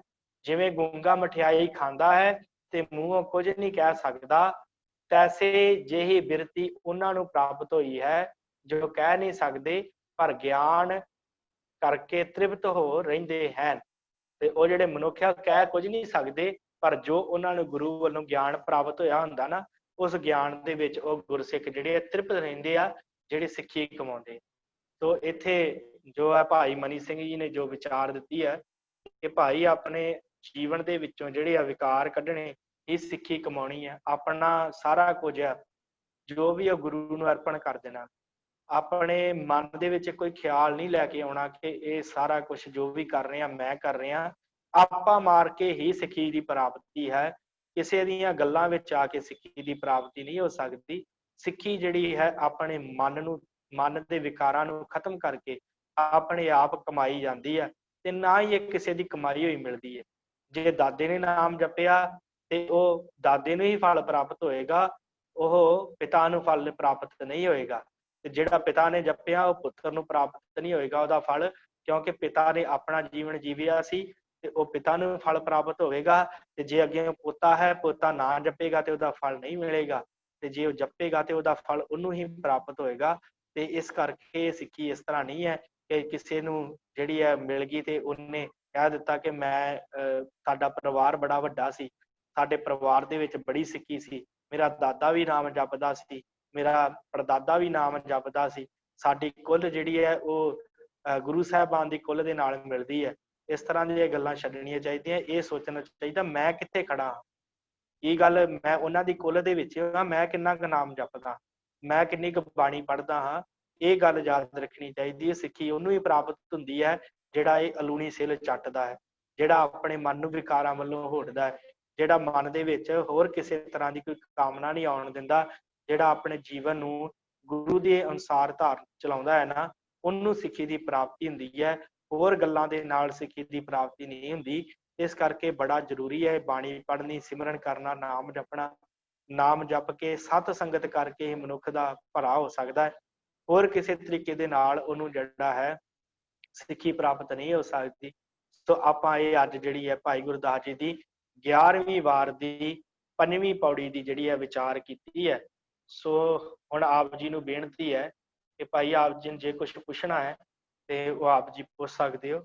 ਮੈਂ ਆਪ ਜੀ ਦੇ ਮਾਈਕ ਜਿਹੜੀ ਆ ਉਹ ਆਪਸ਼ਨ ਔਨ ਕਰ ਦਿੱਤੀ ਹੈ। ਵਾਹਿਗੁਰੂ। ਮਹਿੰਦਰ ਸਿੰਘ ਜੀ। ਵਾਹਿਗੁਰੂ ਜੀ ਕਾ ਖਾਲਸਾ, ਵਾਹਿਗੁਰੂ ਜੀ ਕੀ ਫਤਿਹ। ਗਿਆਨੀ ਜੀ, ਹਾਂਜੀ ਫਤਿਹ ਜੀ। ਮੇਰਾ ਅੱਜ ਦਾ ਸਵਾਲ ਥੋੜਾ ਆਪਣੇ ਚੈਪਟਰ ਤੋਂ ਹਟ ਕੇ ਹੈਗਾ ਜੀ।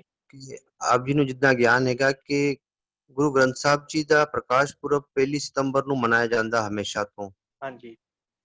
ਪਰ ਏਰਕਾ 19 ਅਗਸਤ ਦਾ ਫਰਮਾਨ ਜਾਰੀ ਹੋਇਆ, ਏਦਾਂ ਕਿਉਂ? ਅੱਛਾ, ਵਾਹਿਗੁਰੂ ਜੀ। ਉਹ ਨਾ ਵਿਸ਼ਾ ਹੈਗਾ ਜਿਸ ਦਿਨ ਆਪਾਂ ਗੁਰੂ ਗ੍ਰੰਥ ਸਾਹਿਬ ਜੀ ਦਾ ਪ੍ਰਕਾਸ਼ ਪੁਰਬ ਮਨਾਵਾਂਗੇ ਨਾ, ਉਸ ਦਿਨ ਆਪਾਂ ਖੁੱਲ ਕੇ ਇਹਦੇ ਤੇ ਵਿਚਾਰ ਕਰਾਂਗੇ। ਫਿਲਹਾਲ ਮੈਂ ਤੁਹਾਨੂੰ ਥੋੜਾ ਜਿਹਾ ਦੱਸ ਜਾਵਾਂ ਕਿ ਜੋ ਇਤਿਹਾਸਿਕ ਗ੍ਰੰਥਾਂ ਦੇ ਵਿੱਚ ਸਾਡਿਆਂ 'ਚ ਮਿਲਦਾ ਹੈ ਨਾ, ਜਿਵੇਂ ਸਾਡੇ ਤਵਾਰੀਖਾਂ ਦੇ ਵਿੱਚ ਮਿਲਦਾ ਹੈ ਕਿ ਗੁਰੂ ਗ੍ਰੰਥ ਸਾਹਿਬ ਜੀ ਦਾ ਪ੍ਰਕਾਸ਼ ਕਿੰਨੀ ਵਧੀ ਤੇ ਸੁਦੀ ਦੇ ਹਿਸਾਬ ਨਾਲ, ਕਿਉਂਕਿ ਚੰਦਰਮਾ ਦੀਆਂ ਰੁੱਤਾਂ ਸਨ, ਚੰਦਰਮਾ ਨੂੰ ਮੰਨਣ ਵਾਲੇ ਸਨ। ਤੇ ਉਹਦੇ ਵਿੱਚ ਆਪਾਂ ਜੋ ਹੈ ਗੱਲ ਕਰਦੇ ਹਾਂ, ਜਿਵੇਂ ਤਰੀਕਾਂ ਜਿਹੜੀਆਂ ਸੀ ਪਹਿਲਾਂ ਇਹਨਾਂ ਮਹੀਨਿਆਂ ਨੂੰ, ਦੇਸੀ ਮਹੀਨਿਆਂ ਨੂੰ ਵੀ ਮੁੱਖ ਰੱਖਿਆ ਜਾਂਦਾ ਸੀ। ਤੇ ਹੁਣ ਇਹ ਜਿਹੜਾ ਕੈਲੰਡਰ ਸੀ ਨਾ ਪਹਿਲਾਂ, ਜਿਹੜਾ ਈਸਾ ਸਨ ਤੋਂ ਸ਼ੁਰੂ ਹੋਇਆ, ਜਨਵਰੀ ਫਰਵਰੀ, ਉਹਦੇ ਹਿਸਾਬ ਨਾਲ ਮਨਾਉਣਾ ਸ਼ੁਰੂ ਕੀਤਾ ਸੀ। ਪਰ ਹੁਣ ਕਿਉਂ ਦੁਬਾਰਾ ਇਹਨੂੰ ਇਸ ਸੁਦੀ ਦੇ ਵਧੀ ਦੇ ਹਿਸਾਬ ਨਾਲ ਮਨਾਉਣਾ ਸ਼ੁਰੂ ਕੀਤਾ, ਇਹ ਆਪਾਂ ਖੁੱਲ ਕੇ ਵਿਚਾਰ 1 ਤਰੀਕ ਨੂੰ ਆਪ ਜੀ ਨਾਲ ਕਰਾਂਗੇ ਜੀ। ਵਾਹਿਗੁਰੂ ਜੀ, ਬਹੁਤ ਲੰਬਾ ਹੋਣਾ ਬੇਨਤੀ ਹੈ। ਵਾਹਿਗੁਰੂ ਜੀ ਕਾ ਖਾਲਸਾ, ਵਾਹਿਗੁਰੂ ਜੀ ਵਾਹਿਗੁਰੂ ਜੀ ਕੀ ਫਤਿਹ। ਹਾਂਜੀ, ਵਾਹਿਗੁਰੂ ਜੀ ਕਾ ਖਾਲਸਾ, ਵਾਹਿਗੁਰੂ ਜੀ ਕੀ ਫਤਿਹ ਜੀ। ਵਾਹਿਗੁਰੂ ਖਾਲਸਾ, ਵਾਹਿਗੁਰੂ ਜੀ ਕੀ ਫਤਿਹ। ਹਾਂਜੀ ਵੀਰ ਜੀ, ਇੱਕ ਛੋਟਾ ਜਿਹਾ ਡਾਊਟ ਸੀਗਾ।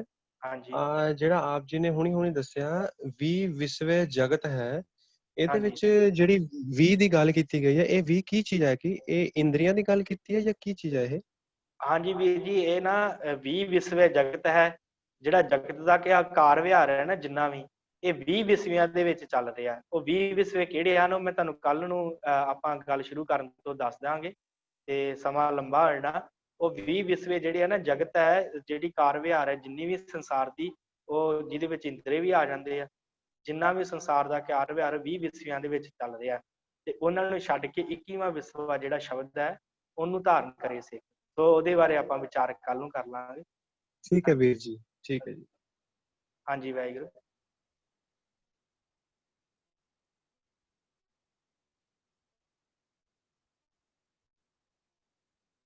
ਹਾਂਜੀ, ਠੀਕ ਹੈ ਜੀ, ਹੋਰ ਕਿਸੇ ਦਾ ਸਵਾਲ ਨਹੀਂ ਹੈ, ਸੋ ਆਪਾਂ ਸਮਾਪਤੀ ਕਰਦੇ ਹਾਂ। ਇਸੇ ਤਰ੍ਹਾਂ ਆਪ ਜੀ ਨੇ ਜੁੜਦੇ ਰਹਿਣਾ। ਹਾਂਜੀ, ਗੁਰਮੀਤ ਸਿੰਘ ਜੀ, ਆਪ ਜੀ ਨੇ ਕੁਛ ਪੁੱਛਣਾ? ਨਹੀਂ, ਬਸ ਫਤਿਹ ਬੁਲਾਉਣੀ। ਵਾਹਿਗੁਰੂ। ਠੀਕ ਹੈ ਸਾਧ ਸੰਗਤ ਜੀ, ਆਪ ਜੀ ਦਾ ਬਹੁਤ ਬਹੁਤ ਧੰਨਵਾਦ। ਸ਼ਾਮ ਨੂੰ ਆਪਾਂ ਸੋਹਿਲਾ ਸਾਹਿਬ ਦਾ ਜੋ ਆਰਤੀ ਵਾਲਾ ਸ਼ਬਦ ਹੈ ਉਹ ਵਿਚਾਰਨਾ ਹੈ। ਸੋ ਇੰਨੀਆਂ ਕੁ ਬੇਨਤੀਆਂ ਆਪ ਜੀ ਨੇ ਪ੍ਰਵਾਨ ਕਰਨੀਆਂ। ਬੁਲਾਓ ਫਤਿਹ। ਵਾਹਿਗੁਰੂ ਜੀ ਕਾ ਖਾਲਸਾ, ਵਾਹਿਗੁਰੂ ਜੀ ਕੀ ਫਤਿਹ। ਵਾਹਿਗੁਰੂ ਜੀ ਕੀ ਫਤਿਹ।